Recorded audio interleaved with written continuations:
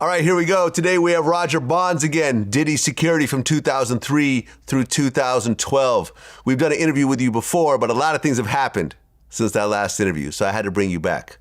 Okay, let's do it. Okay, so like I said, Sean Perez did an interview with you last time, but we're going to go into a lot more detail in terms of everything that happened, because when we did that interview, the Cassie lawsuit hadn't happened, videos weren't released, there were no indictments or whatever else. So there's a lot of holes that we're going to fill in here.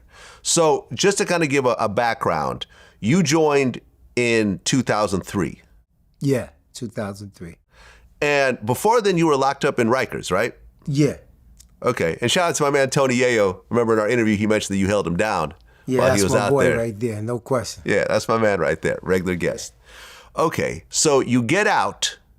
And I remember you mentioned this, I think, on the Danza Project, where, you know, these days security's treated a little bit differently. You try to get the guy who's probably law enforcement, maybe a Navy SEAL, or knows how to use weapons and situations. But back then, you know, these guys like Diddy would basically get a street guy who was known that could, de-escalate situations with other street guys. Is that accurate? Yeah, that's accurate. Okay, and you were that street guy. Yeah, I was that street guy. You know, that everybody had that. Everybody had the guys around them that they could move around the city without no problems. It wasn't law enforcement back then, wasn't no cops. It was, yo, if I'm uptown at the Rucker, like we're going to use that as a perfect example. Bad Boy had a team at the Rucker. You want to feel comfortable coming up to the Rucker. You want to feel comfortable coming up to Dykeman. And they're not going to respect police like that, but they'll respect, oh, yo, he just came up there with Bond. Oh, okay, cool. So, yeah, that's the way everybody rolled, no matter what city you lived in. Right, because wasn't it right around that time that Wolf got killed? No, Wolf got killed, was it 2004? Like 2005. 2005, okay, a couple years later. Yeah. Was Wolf around during this time? He was around, but he wasn't around. He was in Atlanta back then. Right. Because I remember distinctly Wolf told me, he said, be careful. So I came on basically right after Wolf had left. Aha. You know what I'm saying? And one of my friends that just came home from jail doing 10 years, full body, and he was with Puff every day. I was with Loon. And then Uncle Paulie asked him one day, yo, who want me to be with you all the time? He said, that's my man Bonds. Yo, they did the homework, and it came back authentic. And he was like, yo, tell him to come through. And that was the lie. Ever since then, I've been there. Right, and Paulie was officially Diddy's head of security. Right, Paulie was the head, and Wolf was the head. Right, and I guess Paulie would be with Puffy in New York. Now, I remember I used to see the two of them in New York all the time. Like, he was right there with Diddy. Right. But when he would travel out of town, that's when your job would kick in. That's when mine would kick in, yeah. Every time we got back to New York, I was off, because we might be out of town for a month, 3 weeks, you know what I'm saying? That's when he had the Sean John building uptown, so I would be off when we got back. Okay, so you joined in 2003. By 2005, an incident happened with Kim Porter. Now, Kim Porter had been dating Diddy since 1994. They ultimately ended up having 3 kids together. At the time, in 2005, they just had one child together, but they had a very tumultuous relationship. I remember Kim did an interview with Essence, and she said that Diddy would call her 50 or 60 times a day. That, you know, she said, it was like my life was not my own. He was very, very intrusive. And I remember I did an interview with the actor Michael Jai White, who was friends, well, his ex was close friends with Kim Porter, right. And they'd be around, and he said that these phone calls would constantly come. They'd be hanging out, having drinks, and suddenly Puffy would call. She would have to go to the other room, argue with him, and so forth. This was at a time where he was really back and forth, really wanting, I guess, I feel, to get back with her. But it was just chaos surrounding this dude. With Kim Porter. Yeah. And we'd all be, me, Kim, and my ex at the time, I don't want to mention her name, get her drugged and dragged into here. Like, Kim would be on the phone with him a lot. So there was a situation on a yacht. Right. You weren't there, but you were around. Right. Definitely. So what was that situation over? I can't tell you what the situation was over. I took them to where the yacht came and picked them up at. And Puff said, I don't need no security because it was just personal friends getting on the yacht. And then I picked him up when the yacht came back. And I seen Kim nose taped up. And it was whispers all around the office of everything that happened because his assistants were there and they was talking about it. He tried to say that she hit a table, but everybody in the office and everybody that was immediate around him knew exactly what happened. Okay, did you know what the argument was over? Because there was rumors that it was over Shakir Stewart, because she had dated him before, and there was a story at one point, there was a wedding in Italy, L.A. Reid's wedding, and I guess Shakir was dating... Shakir was there. Yeah, Shakir was there. He was, at the time, dating Kim Porter, and they said that, you know, Diddy allegedly broke a chair over Shakir's head, left him bleeding there. He had to have stitches. You know, Diddy threatened that he was going to kill him, and so forth. You know, Shakir ended up committing suicide, you know, later on in 2008. Do you know about this story with Shakir?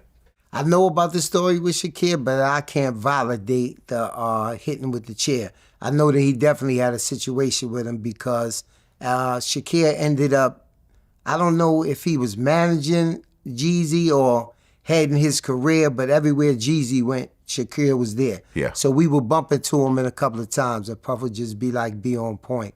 You know what I'm saying? Shakir would give me a little look, but never a hard stare. It was like he was scared. Okay, so there was some sort of tension between the two. Yes. Got it. Okay, but the situation happened on the yacht, and Diddy allegedly punched Kim Porter in the nose. Right. And her nose was broken. When you picked them up, when they were leaving the yacht, how bad a shape was Kim Porter in? Kim was basically just quiet. You know what I'm saying? You could tell she was sad. It wasn't like somebody was supposed to look when they came off a vacation on a yacht for a couple of weeks and stuff like that. And she had some tape over her nose. Okay, and there's actually a picture. This picture here was circling around. Yeah. Okay, so that tape over her nose, that was right around that same time. Exactly. Okay. I mean, she didn't look like she was mangled, but there was definitely something happened to her nose. Right. There was stories that Puff had flown in a plastic surgeon or something like that. You know anything about that? Yeah, he definitely did. He flew in a plastic he flew surgeon? in a plastic surgeon. Good. Puff will fly in whatever you need to cover yourself up. Wow. You know what I'm saying? He's going to fly in your doctors so that he can know. He was controlling when it came to Kim. So he would fly in doctors. Anything that if anything was wrong with it, that it wouldn't get leaked out, he was able to control the situation. Okay. Well, like I said, this happened in 2005. You had been with Diddy for 2 years at this point. Leading up to this, had you seen any sort of violent altercations from Diddy? I seen him get into arguments. I seen one altercation. It was a young lady, I believe her name was Erica. Okay. And that was his girlfriend at the time. I seen them get into one big fight. At this time, I'm basically rather new, you know what I'm saying? So I didn't step into the situation, but the situation also didn't escalate to stomping out or beating up. It was basically an argument that turned into a smack, and then they went upstairs. So he smacked her in the face? Yes. Open hand? It wasn't closed hand. Yeah, it was open hand. Okay, how did she react when she got smacked? Nah, she was very timid, and she worked for Sean John. So being that she worked there, it was but so much she could do. And they was together for quite a while. Now, this was the first situation that you knew about between Kim Porter and Diddy, but it was not the last. Right. It wasn't the last. How many fights did you see, physical fights, did you see between Kim Porter and Puffy? I seen 3. 3? Yeah. Okay, and that's the first one? That was the first one. Name me the other 2. The other 2 was one time when we went to Kim's house and Puff was banging on the door. The rumors were that she was inside with a guy and he was like, yo, we not leaving here until I get in this house. And I was like, yo, it's 12 o'clock at night, Puff, what are we doing? He was like, yo, she's in the house. So about 1:30, 2 o'clock, I looked at him and said, yo, we're going to get locked up sitting outside. Because we was in Toluca Lake. Yeah. And he was going around to every window trying to get in and everything else. So the next day when they got together, they went into the room and I heard some tussling and stuff like that. I didn't actually see what was going on, see what was happening. And then it was another time that I explained earlier that we were at the Beverly Hills Hotel. What type of argument they got into, I don't know. But he said, yo, get out the car, Barnes. And I got out the car. And next thing I knew, I seen the car rumbling, shaking, this, that, and the other. So then I opened up the door and said, yo, we in front of the Beverly Hills Hotel. So then Kim got out the car, she fixed her hair, and she said, yeah, like I said, she said, I want to explain. Put your hands on me again, and you're going to have to explain this scratch that I'm about to put on your face. And Kim knew how to, Kim got to the point where she wasn't going for it. She wasn't having it. She knew that if she at least fought back, that it was a chance that she could leave a mark on him. And if she left a mark on him, he had a lot of explaining to do of what that mark was about. So by her saying that, it would check him and put him back into his place like, yeah, I can't do that to her, you know? Now, wasn't there a story that Kim had cut the inside of Puffy's arm, or there's an artery that was bleeding or something like that? Yeah, that's on the wrist, but that was when Gene was there. That wasn't when I was there. But the rumors and the scar is there, but I never knew what it was from. So you saw the scar on on his wrist. Okay, but this was a Gene Deal story. Yes. Got it. And I guess Kim stayed because she knew, eventually, once she had technically four kids with Puffy, because the first son was technically adopted by Puff. And if she ever decided to leave, it's like, what, $30,000 a month? She would just basically be making a bunch of money anyways. So she wasn't really tripping, or? It was, I'm going to tell you a story. It was a time, I used to carry all the money, right, in the Louis Vuitton bag. That was Puff's personal bag, and I would carry it all the time. And it was one time that we was in the LA house, and I guess Puff pulled out the money without remembering that he left condoms inside the bag. So when he's showing his money, I guess the condoms came out. And the next thing I heard was, Bonds, pick up the phone, pick up the phone. So I pick up the PA system, yo, come to my room. And he said, yo, would you tell Kim that you carry the bag and you carry the money all the time? I said, yeah, so would you tell Kim this is your condoms inside of it? I said, damn, Puff, I left the condoms in the bag, my fault. I said, I'm sorry, Kim. And she just looked at me with a funny look. You know what I'm saying? And then I went out, I walked out the room, and Kim came about 5 minutes later. And she said, Barnes, both of you motherfuckers gonna go to hell. I said, what you talking about, Kim? So she said, both of y'all gonna go to hell. She said, I know that ain't your motherfucking condoms in that bag. And she distinctly said to me, she said, I go for this shit because I will allow it. She said, remember, I got 4 of them. And then about 3 minutes later, Puff seen that she was talking to me. He said, yo, what she say?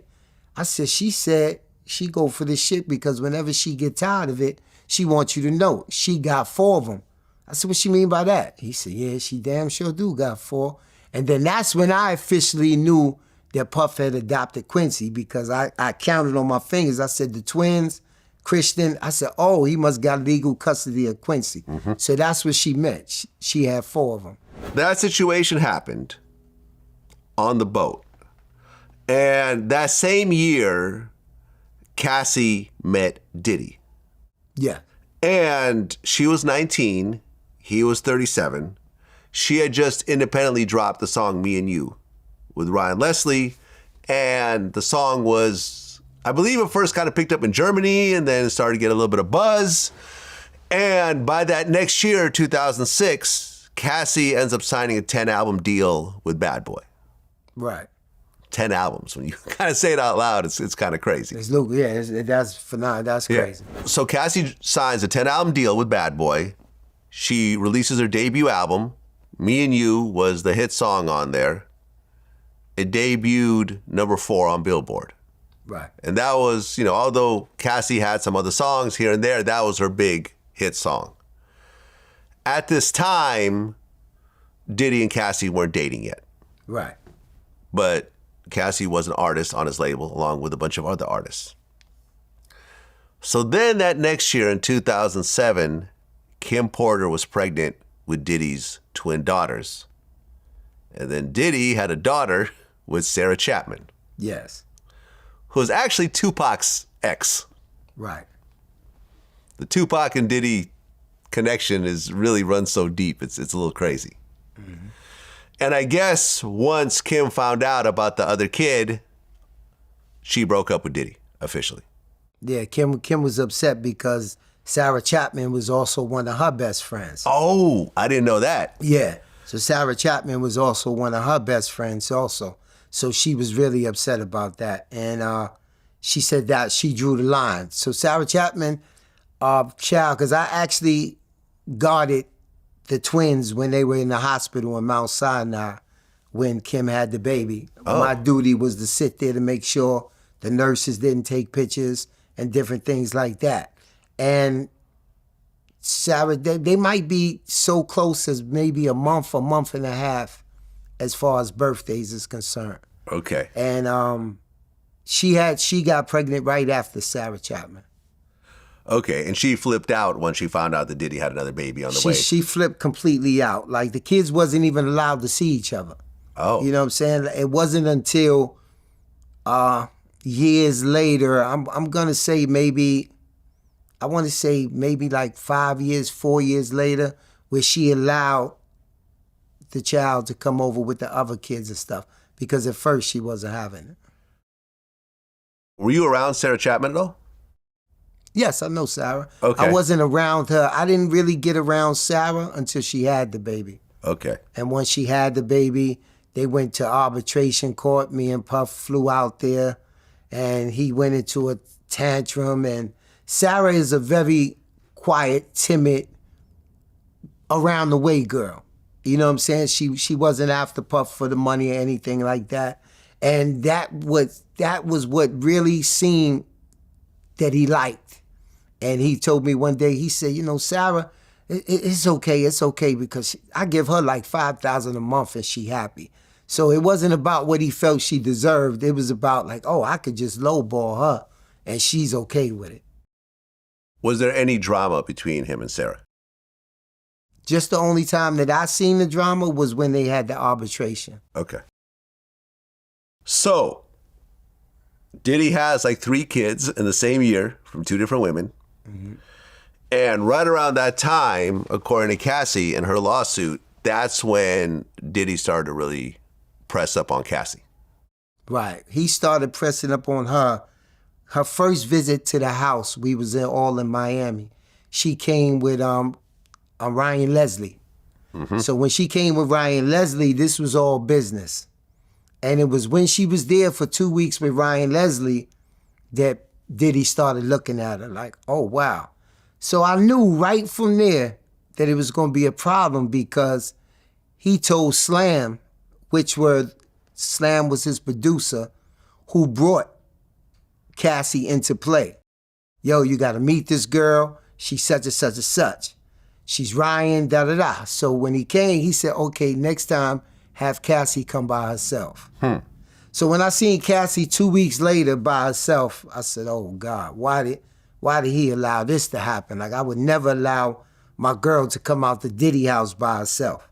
And that was all she wrote. Right, because in the lawsuit, it said, you know, that year, Diddy picked up Cassie from her apartment in Manhattan in a blue luxury vehicle.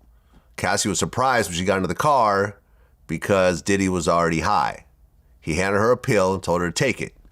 When Cassie asked what the pill was, he dismissed her and said that she would like it. She later learned that it was ecstasy, something she had never tried before. And that was the first time that Cassie claims that Diddy got her high. Okay. And you said that everyone took ecstasy in that crew. Right. That was a regular occurrence. Right. Okay. Later that year, right around fall, Cassie claims that Diddy paid a promoter to create a fake flyer for a party that Cassie was supposed to be hosting. And that basically allowed him to make an excuse for Cassie to fly out to Miami without Ryan Leslie. Okay.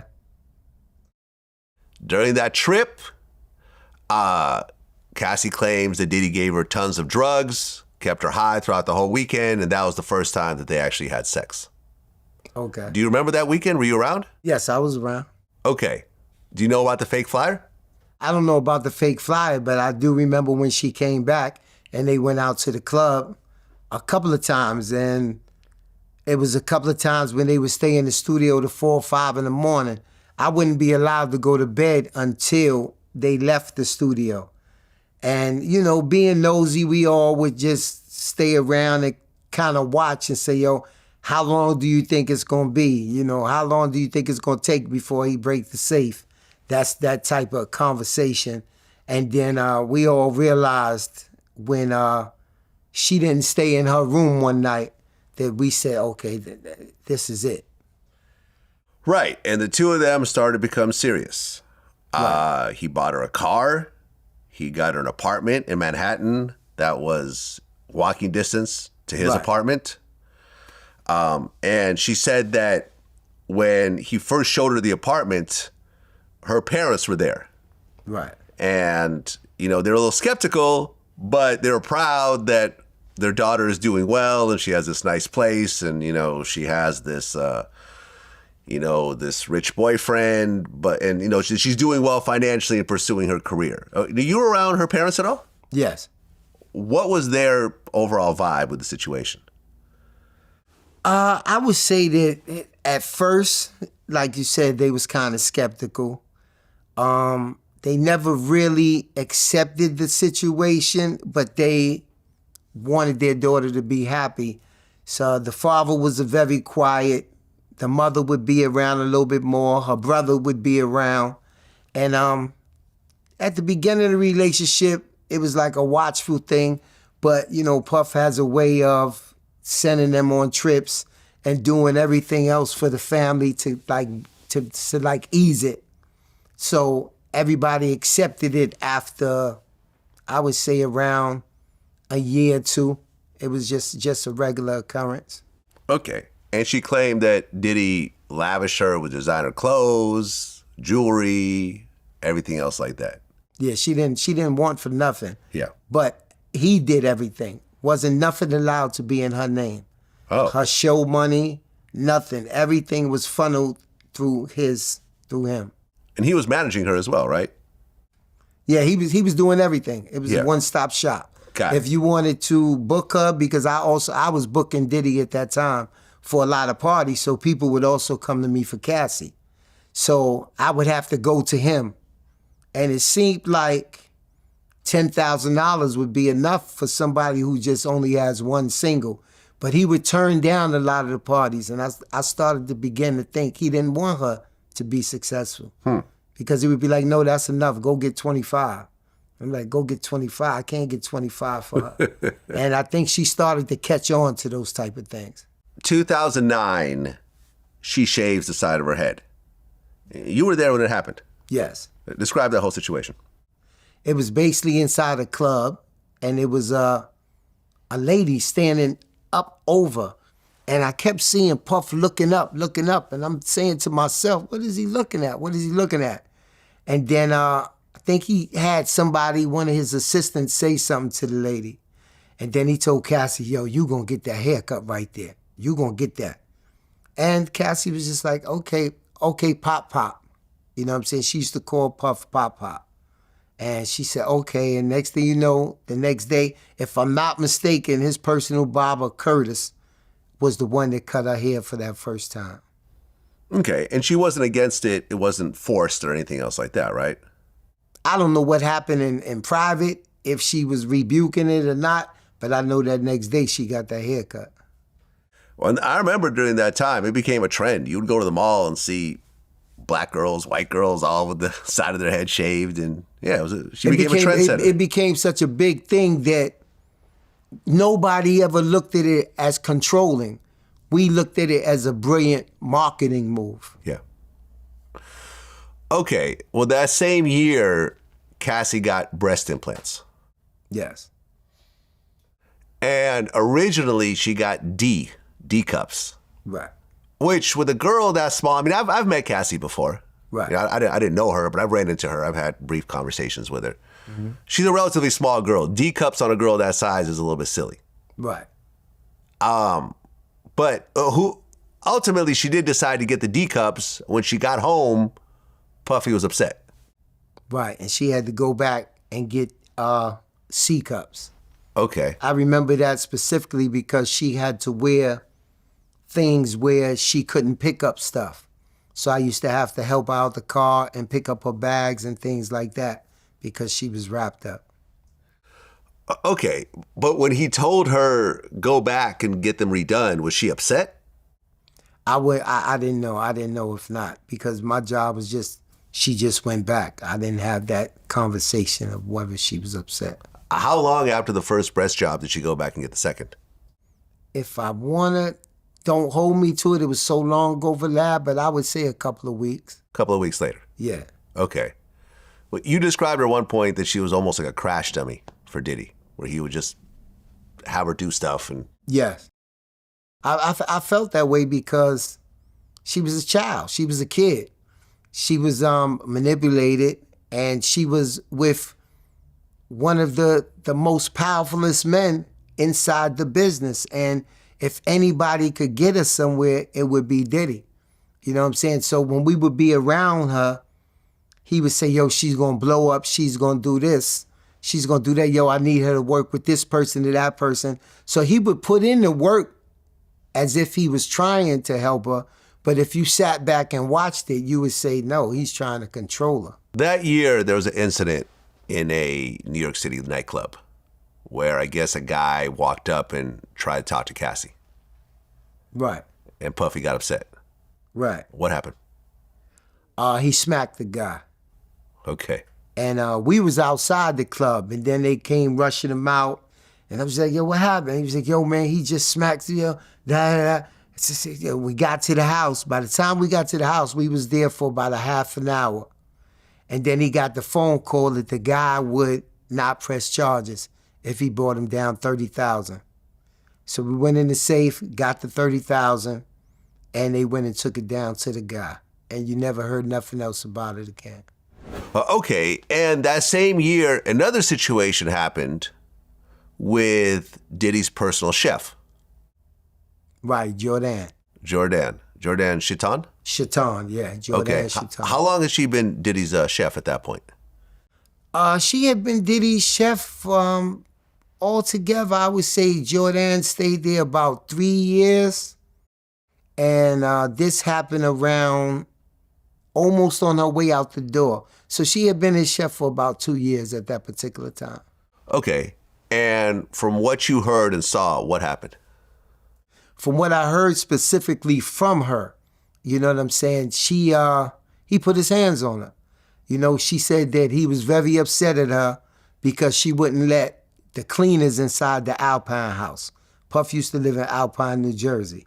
And she was there, and she was looking out for the twins. Even though Kim had nannies, she trusted Jordan just to, like, be her eyes and ears. Like, let me know, make sure that they treating her a certain way, make sure the kids is good. So it was a time that the house was really messy. And they had sent over some from the office. The office controls everything.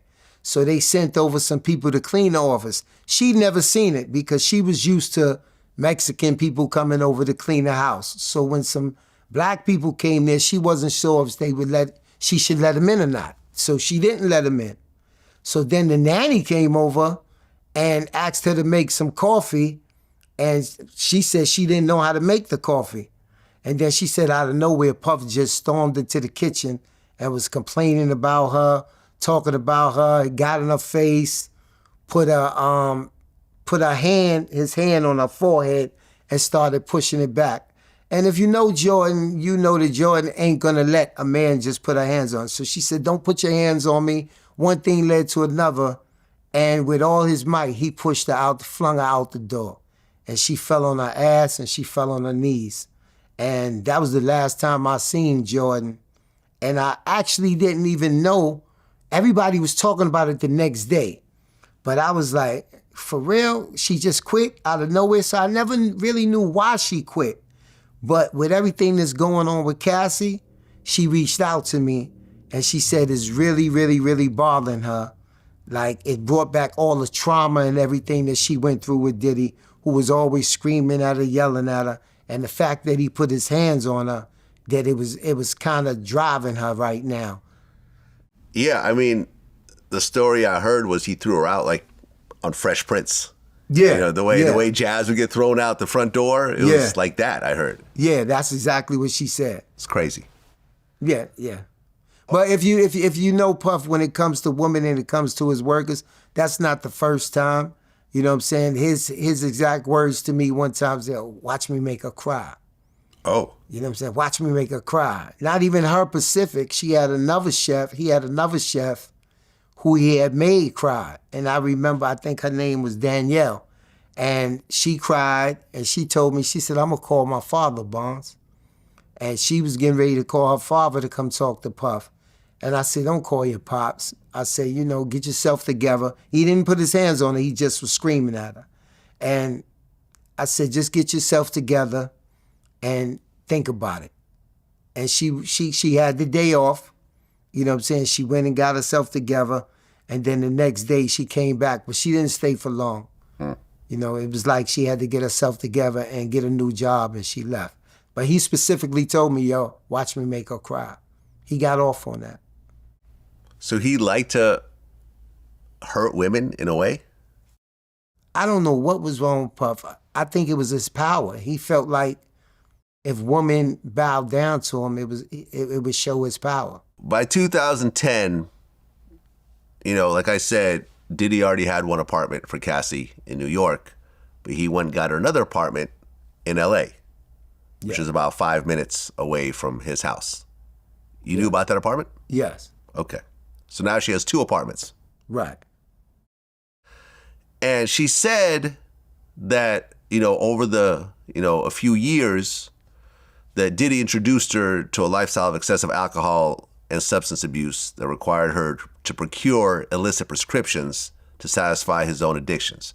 She said Diddy would have pills and other drugs in the open like candy.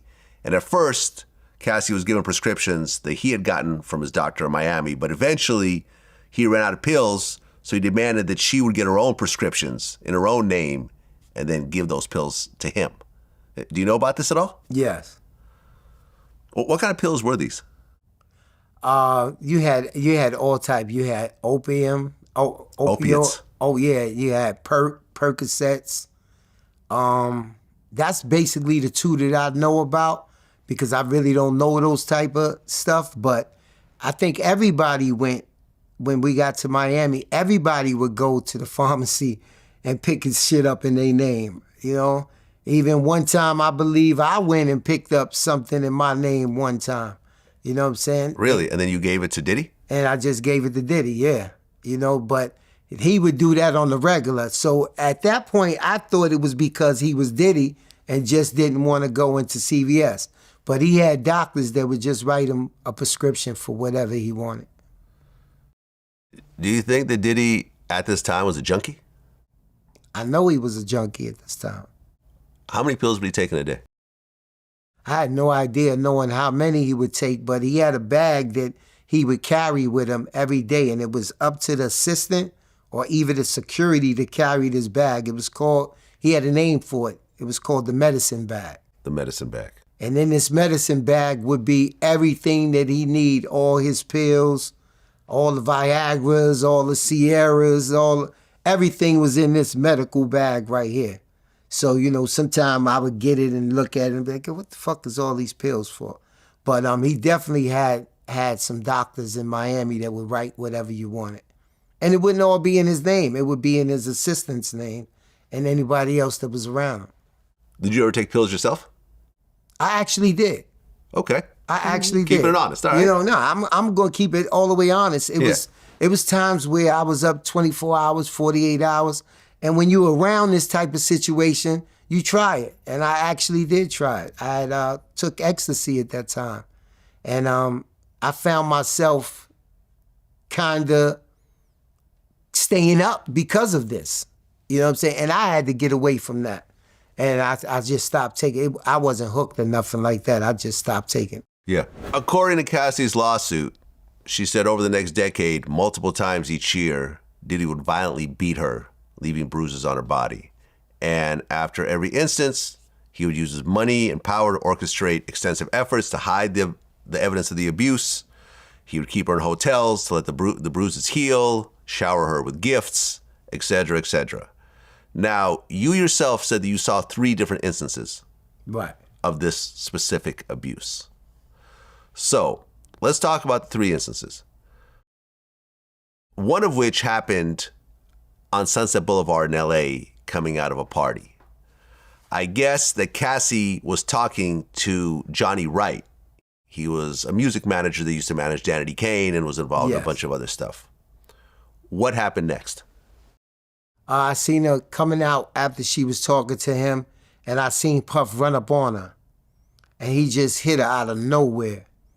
And she fell to the ground, and I'm looking to the left and the right, and I run up on him. And I said, yo, what are you doing, yo? And I grabbed him up off her. And then after I grabbed him, he stopped, and then he ran up on her again. And this time she fell on the floor on the side of the car, side of the truck. And I ran up on him again, and I grabbed him again. And I said, yo, what are you doing? We inside here. Yo, get in the car. And I pushed him inside the car. Cassie got inside the car. They started fighting inside the car again. I had to pull over, get back out the car, separate them again. By this time, Cassie is just like her hair is distraught. I didn't see the bruises at that particular time. And then we took them back to the house, and they went into the room, and they started fighting again. And then I seen Cassie run up out the room, and he was like, yo, Barnes, get her out of here. Get her the fuck out of my house. Get out of my house. And the assistants had called over, and they called over to the London hotel. And he said, yo, take her over to the London. And I went to the front desk. They had her keys ready for her and everything. And then she went upstairs to the London hotel. Well, this was covered in the lawsuit. According to her words, she said in the car leaving the club, Diddy beat her, pushed her into a corner of the vehicle, and stomped on her face. Diddy's security, Roger Bonds, you're actually named in the lawsuit, tried to stop the beating but was unable to de-escalate the situation. When the car arrived to Diddy's house, Cassie tried to run away, but Diddy followed her, proceeded to kick her again in the face. Right. Cassie was bleeding profusely and was ushered into his house where she began to throw up from the violent attack. Upon recognizing the damage he had done and the evidence of the abuse, he panicked and he forced his staff to bring her to a hotel suite at the London Hotel, she just said, where she was required to stay for a week. While in the hotel, she asked to go home to her parents, but Diddy wouldn't let her leave. She lied to her mother when the story was kind of started to circulate, and he basically told one of his assistants to buy her a whole bunch of gifts, and they were delivered to the hotel room to try to pacify her. Right. So the stories pretty much match up. Exactly. So everything I just described is what I'm saying. Is what you're saying. Because it's true. Okay. Did you actually see her at the London Hotel? Yes. And I would go and check on her. You would go and check on her? I would go and check on her. And you described she had a black eye. Yeah, she had a black eye. And one time that I went, she opened up her shirt. Because I said, yo, Cassie, you okay? And she was just looking at me. She looked at me like, I looked at her like a daughter at this particular time. But you had to be really careful with Cassie, because if you talk to her while she's alone, she'll tell you one thing. But it was like she was so scared of Diddy that when she got alone with Diddy, she would actually tell him that she was talking to you. So she told me she opened up her shirt. She only had to open it one button. And she opened up her shirt, and she had purple bruises all over her chest. And she just started crying. Right. I guess you said that she was worried that it might be more serious, like her ribs were broken. Right. But he had some doctors go check on her. He didn't want to see her, and he didn't want her around the house because he didn't want to face what he did to her. He didn't want people asking questions about what happened. So she stayed in the London hotel. Then from there, if I'm remembering correctly, she went home for a little while, and then the next time you just seen her back at the house like nothing happened. Well, the question that a lot of people ask was, if you saw this, and there is no gray area here in terms of what happened, he viciously beat her, she's badly messed up, but you didn't leave your job. You continue to work for him. So in a way, people are almost blaming you for enabling the situation in a way.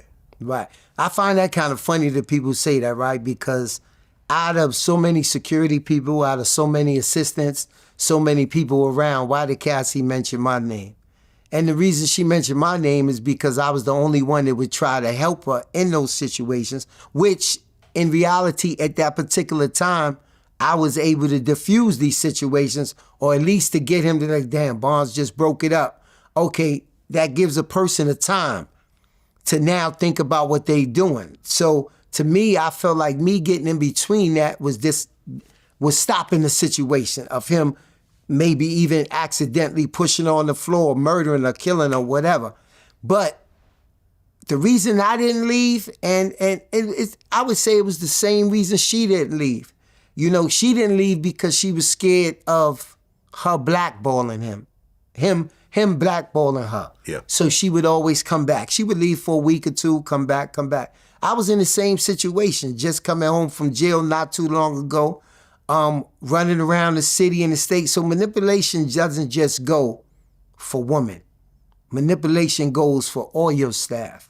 So being the powerful man that he was, I knew that if I left him, that there was no other artist that was gonna hire me because I was with Diddy, and who was big enough to go against him? What was he gonna say about, yo, you don't want Barnes around you? So I stayed longer, but what I did was I started watching situations. I started trying to talk to Cassie about situations, and Cassie would just go back and tell him everything that I said. So it became a time when I was booking Cassie to go on trips where he would no longer let me book her. He would no longer let me be around her alone because he knew that I was talking to her about situations. But the reason that I really didn't actually just get up and leave was because who was going to look after them if I did leave? Nobody else. Nobody else was getting in the middle of it. Yeah. Did you ever physically get into it with Diddy? Like trying to stop these situations? Would you ever try to grab him and push him off? I would grab him. And sometimes he'd be like, yo, get off of me. Get off of me. I'd be like, I'm not letting you go until you calm down. Calm down. You know what I'm saying? Because I was at that time, I was big at that time. I think I was like 260, 250. So I would be like, yo, just calm down, yo. Look what you're doing. You try to bring a person back to remembering what they're doing. And at that particular time, it would work. Now, what would go on later on, just like you seen in Cassie video, wasn't nobody around them. Yeah. You know what I'm saying? So a lot of these things would escalate when it was only them around. Yeah, the initial hit would come when people was around. But once you get into the middle of that and you stop that, he's going to cease it for that particular time. And then when they get alone, that's when it would carry on. So now if I turned around and left, and that's what I tell people all the time, if I turned around and left, and then the next day it escalates, if them other people around there is not there to get in between it, as well as taking care of my family, that's one reason also, who else was going to stop it? Well, according to a lawsuit, there was another incident that happened in New York after a party with Jay-Z. It was an Escalade. And she said that Diddy started to beat her, kick her, and so forth. He forced her out of the car on Fifth Avenue in New York. She eventually got a cab and got to her apartment in Manhattan, where she basically came home, cried in fear, and she spent 3 days in her apartment. Do you know about this incident? I know about the incident, but I wasn't there for that night. Because when we went to New York, Paulie would take over. Right. Paulie was the New York guy. Right. You were the out-of-town guy. Yeah. Got it. But you did see a fight when you guys were in a Cadillac at one point. Yes. And you guys were driving. Yes. Describe what happened. Her and Puff was fighting, and I broke it up again. And I put Puff in the front seat, and I put Cassie in the back seat. And he was just sitting there, and I was like, yo, y'all can't be acting up like this, man. And then Cassie had punched him in the face, rightfully. She punched him in the face, and they started fighting, and I had the window open. And people started pulling up. Oh, shit, that's Diddy and Cassie in there fighting, and I'm trying to roll the window up at the same time. So in my mind, I was happy because I actually seen her fight back. In my mind, I was happy. And then when we got to the house, I pulled both of them out. And at this time, I was able to grab Puff.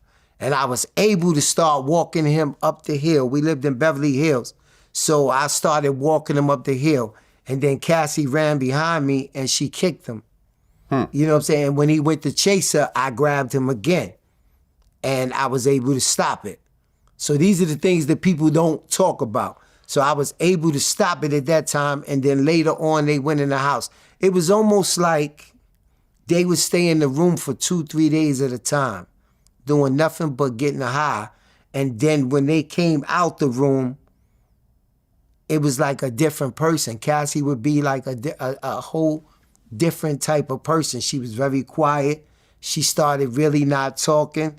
And that's when I started realizing, like, she's at the point where she's just terrified. Well, when she punched Diddy in the face in the car, I guess she had a ring on? Yeah, she had a ring on. She had a monkey ring on. And the reason I remember this monkey ring on is because Uncle Paulie had left this same ring in L.A. one time. And he said, yo, Bonds, when you get to the house in L.A., yo, I left Cassie ring. So I said, okay, I'll get it. So I got the ring and I put it in a tissue. And you know how you just empty your pockets out one day? I emptied my pockets out and I threw the ring away. And this ring was a $10,000 ring. So I just threw it away. So when I went back to Ralph's to look in the parking lot, it wasn't there. So I went to, I forgot the jeweler name, famous jeweler on Fifth Avenue. It's Loren, something Loren. And I went to her. She knew who I was. And she gave me the same ring again on a payment plan. And I said, yo, I can't go back and tell them I lost this ring. And she said, okay, I'm going to give you the ring, Bonds, but you got to pay me $1,000 every month. And I said, okay. And lo and behold, it was a see no evil, hear no evil, speak no evil ring. The three monkeys. The three monkeys. Yeah. But this was a see no evil. So the ring that she gave me was a hear no evil. Everything else was the same. And once again, when Cassie got in the room alone with Puff, for some reason she was afraid, and the next thing I heard was, Bonds, pick up the phone, pick up the phone. And I picked up the phone, and he said, yo, what happened? You lost the ring? You lost Cassie's ring? And I said, yeah, I lost the ring. He said, why you ain't tell me? I said, why should I tell you? I said, you always arguing with people about not handling things themselves. So I went down to the jeweler, I took responsibility, and I got another ring. He said, yeah, but that's not exactly the ring. You had to really look at it and see that it was different. And he left it at that. But that was just one of the reasons why I couldn't really talk to Cassie and couldn't really help Cassie, because when she was on drugs, she would tell him everything.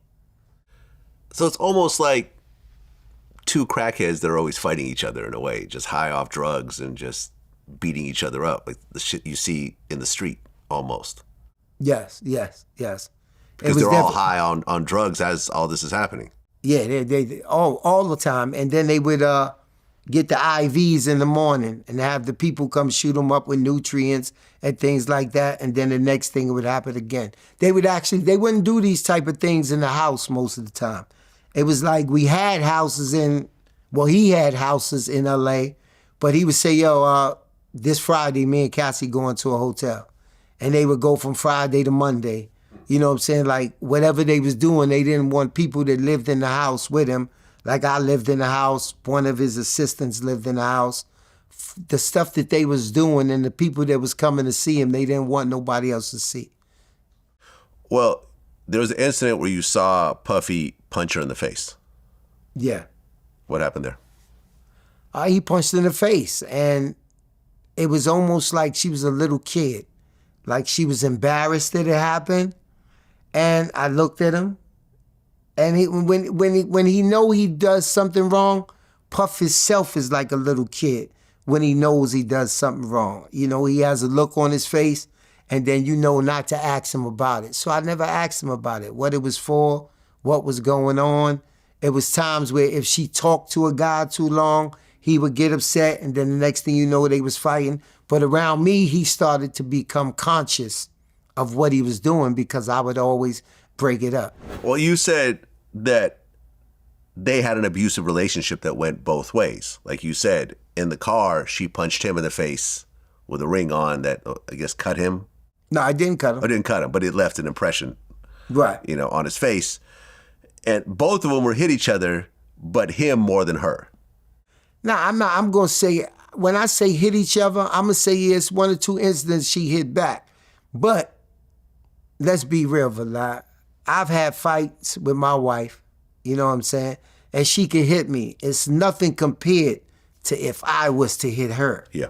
You know what I'm saying? So when I say that they have an abusive relationship, I say sometimes she did fight back. But when I say fight back, this is after years. Yeah. This wasn't like the beginning, because at the beginning she would just ball up and crawl up. And to see him hit her would be like, you mad about something else. Like what are you really mad about? You know what I'm saying? And it became a point where, like, even everything that they talk about, like, you wouldn't know that all of this was going on because the immediate crew thought that was wifey. Like, she was off, nobody could say nothing to Cassie. So it was like, I love her. And it was times that me and him talk. And he would say, "Yo, Barnes, I don't know what to do." I said, "What you mean you don't know what to do? It's coming a time where I'm going to have to make a decision between Kim and Cassie." You know what I'm saying? Shorty want to get married. You know what I'm saying? And I remember one specific time he asked me that. We was in the Hamptons, and I gave him an answer. And I said, even though you love Cassie, I said, Kim is your ride or die. She got the kids. And what I didn't know was, and he didn't know, is that he butt dialed Cassie. And the next week, Cassie came and told me, she said, "Barnes, I heard you." I said, "You heard what?" She said, "I heard you tell Puff to take Kim over me." And I was like, she said, "Nah, don't worry about it, don't worry about it." And we never spoke about it again,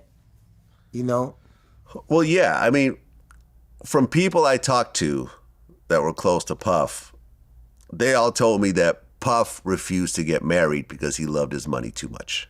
And he couldn't comprehend potentially getting a divorce and splitting some of his money. He told me that out of his own mouth. He said, "I'm not giving nobody 50% of what I got." Yeah. From people I've talked to that were around Cassie during this time, Cassie really wanted to marry Puffy. And I remember a private conversation I had with someone, an executive that everybody knows. They were, basically hanging out one day, and he said the whole time, the whole ride back was, "Hey, can you convince your friend Puffy to marry me?" You know what I'm saying? Like, I want to get married. I'm tired of just being his girlfriend. Can you talk to him, convince him to get married? She wanted to marry him, but he never wanted to marry her. I agree. Yeah. Definitely. During these abusive situations, you would sometimes take Cassie to the hospital. Yes. To the Beverly Hills Hospital, and you would go the through back the back door. The back entrance, yes. Okay. And it's been times that I took her there, and it's been times I took Diddy there. Where I don't know if it's called the overdose. I don't know, whatever you call it underneath them circumstances. But it was times that I had to take him through the back door for there also. Okay. And the hospital basically just asked no questions? No questions. It was like it was already taken care of through his staff. Wow. Okay. And during this time, and you had kind of hinted at this before, Puffy asked what Cassie called her father and her grandfather, and that was Pop Pop? Pop Pop, yes. And he had her call him that. Right. And she would say it over the PA system and everything else, Pop Pop. And he got off on that. And I believe one time he was on the phone with the father and said, "This is my daughter now. She called me Pop Pop. She called me Dad." That's always been weird to me, man. When girls call me daddy in bed, I've always would stop them. I'm like, "Nah, I don't like that. That sounds almost like incest. Like, I just don't like it." But right. I guess he got off on that. I guess so. And, he would send Cassie's parents on vacations and give them money and everything else like that to try to placate the situation. Yes. And they would take it. Yeah, they would take it. They would take it, and her brother came, and I think he gave her brother a job working with her You know what I'm saying? He would do all the things to calm it down, to satisfy, especially after they had a big blow up or a big fight. And he felt like the mother and father knew about it. In 2010, a situation happened involving Suge Knight, and this was in the lawsuit as well. She said on one occasion when Diddy and Cassie were at home doing drugs, one of the security barged in and announced that Suge Knight was spotted at Mel's drive-in diner in L.A. She said Diddy got dressed, retrieved multiple guns from the safe, and ran out to where, Suge Knight was. Cassie said she was terrified and began to cry, as he grabbed all these guns and this whole situation occurred. Now, you were actually involved in this. No, I wasn't actually involved in this. I was at the house. Okay. So, how were you involved in this situation? In this situation right here, I was Diddy security at that particular time. Were you the security that barged in to tell him? No, at that particular time, I believe it was D-Rock. Okay. So what happened was, because I came in, my flight was 6 a.m. that same morning. So when I came in at 6 a.m. in the morning, when I got into the house, Diddy ran up on me. Yeah, nigga, you heard what happened last night, right? I said, what happened last night? He said, man, we was about to give it to Suge. I said, what happened? So he said, at nighttime, Diddy would ask for burgers in the middle of the night. You know what I'm saying? So at 3, 4 in the morning, he had an assistant named David, who was the assistant, and D-Rock was the security. Suge knows D-Rock from Biggie days. Yeah, that was Biggie's man. Right. Yeah. So they pulled into Mel's Diner, and Suge and them pulled into Mel's Diner at the same time. So when D-Rock opened up his door, Suge opened up his door, and they was facing each other. And Suge looked at him and said, what the fuck you doing out here? And D-Rock said, I'm working. What you think I'm doing out here? Meanwhile, the assistant slid off to the side, and he called Puff and said, yo, D-Rock and them got a problem. He said, what's the problem? He said, Suge and them is here at the Mel's Diner. So Mel's Diner is about 5 minutes straight down in Beverly Hills from the house. So Puff gathers up the things that he got to gather up, and he pulls up. He comes in the black Cadillac, and he told D-Rock, and this is what D-Rock told me exactly. He said, man, we couldn't let nothing happen to Puff. He said, yo, we ran into Suge last night. He said, after me and Suge had a couple of words, he said, a couple of dudes pulled up in cars. And he said, Suge grabbed the little dude by his arm and was whispering to him, and the dude was looking back. But he stayed in the light so that couldn't nothing happen. And Puff pulled up in the Cadillac truck. And when he pulled up in the Cadillac truck, they got in the truck. And he was like, yo, let's end this shit right now. Wait, Suge and Puff got in the truck together? No. Diddy pulled up in the Cadillac truck. Uh-huh. And D-Rock got inside the truck. Got it. And Puff said, yo, let's end this shit right now. I think it was D-Rock, and if I'm not mistaken, it was Rube. And he said, yo, let's end this shit right now. And they was like, yo, you can't end this shit right now. What we gonna do without you? Let's just go home.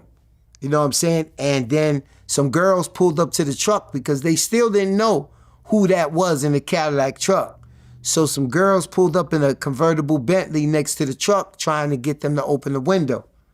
And Rube told him, like, don't open that window. He said, they just trying to see who's in this truck.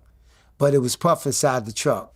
And then they went back to the house. There was another situation with Suge at the Beverly Hills Hotel.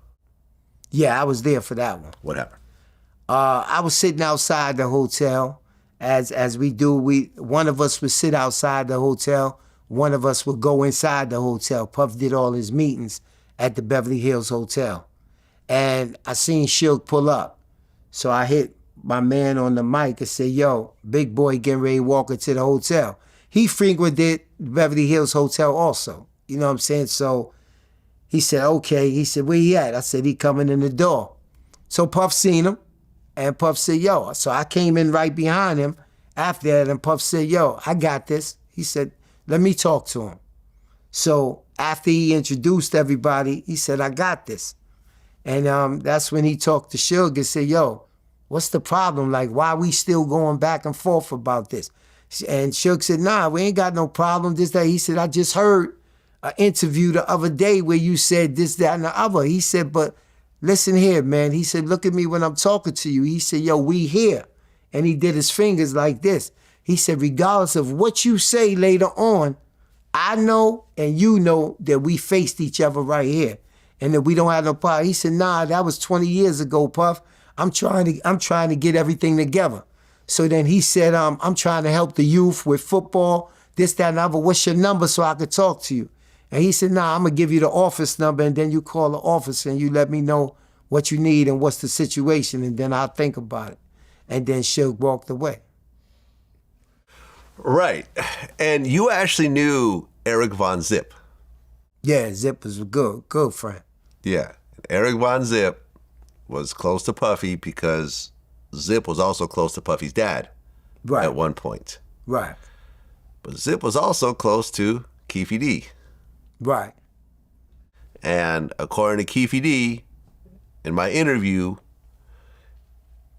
and TK Kirkland, this is a very hazy story, but allegedly, according to Keefe, during the whole beef with Death Row, they had a meeting at a Greenblatt's Deli on Sunset, and Diddy was real upset over all the problems he was having, and he was like, yo, I'm gonna give $1 million to someone who just get rid of these guys. Whether it was a real hit or whatever, or just a guy being frustrated and just, airing out his frustrations. He allegedly said that. After Tupac got killed in Vegas, Keefe said in our interview that Puffy called him and said, was that us? And allegedly, there was supposed to be $1 million payment that went from Diddy that was supposed to go to Keefe D. Eric Von Zip, who allegedly provided the gun for Keefe and Orlando that night, was the go-between. He allegedly took the money and basically ripped everyone off and started a club called Von Zips. And I remember when I talked to TK Kirkland, who was very close to Zip, he said, yeah, I think that's probably what happened. Did you hear anything to this regard? Well, hearing things too, I knew Zip very well, but I knew Zip because we both from Harlem. And I knew him from my street days of being in Harlem. When I first got with Puff, I wasn't really seeing him that much. And then I started seeing him coming around a lot. Now, I do know Zip from those days. He was in Cali a lot. He was in Cali. That was like his second home. Because at that particular time, it was a drug called dust that you had to get, angel dust that you had to get from Cali. So he had a lot of connections with the people out in Cali. And as far as him paying money, I heard that stuff through the grapevine. I heard he ran off. I heard that that's how he opened up Von Zips, which is the old Jimmy's. They called it Zip Code. That was the name of it on 131st. Yeah. I heard the same rumors that you heard. And I heard them a little bit more because I'm in the mix. Whether they was true or not, I can't tell you if it was true. Right. And Eric Von Zip passes away from cancer in 2012, so we'll never really know. Exactly. Which is a lucky thing for some people. Yeah, especially Puffy. Yeah. Especially, yeah. 2011. They're still trying to push Cassie, and she had a few singles here and there. Some of them did a little something, but not like her first song. So then Diddy puts her in the studio with Kid Cudi. Mm-hmm. What happens next? At this particular time, I had left and I was still doing security off and on, and I was taking Cassie to her shows and stuff like that. But from what I'm hearing is that she was having an affair with Kid Cudi. Okay, so she was in the studio with Kid Cudi and they started to actually get romantically involved. Now, from what I understand, Cassie had a phone that she would just leave around sometimes, and Diddy went through her phone. Yes. What happens next? When he went through the phone, he called the number and Kid Cudi picked up.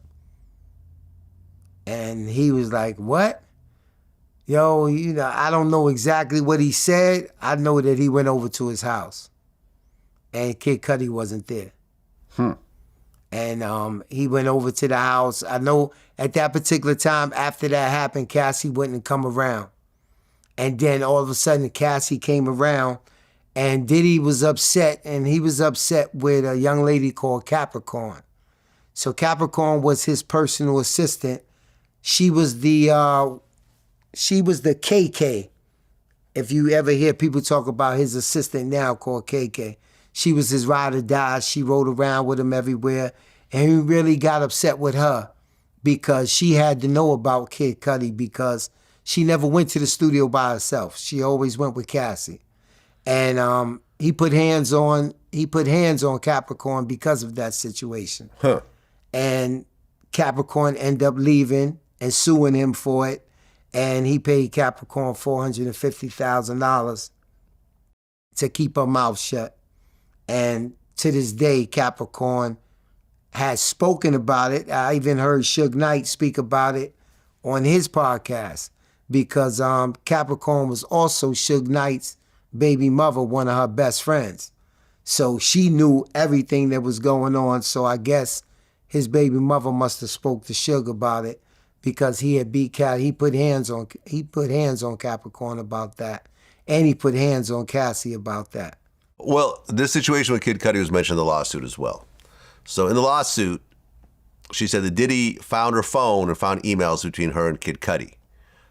Diddy became enraged and proceeded to place a manual corkscrew between his fingers and lunged at Cassie. Cassie ran away to stay at Kid Cudi's home to escape. Soon afterwards, one of Diddy's staff members told Cassie that he just needed to talk to Combs, even though he was angry.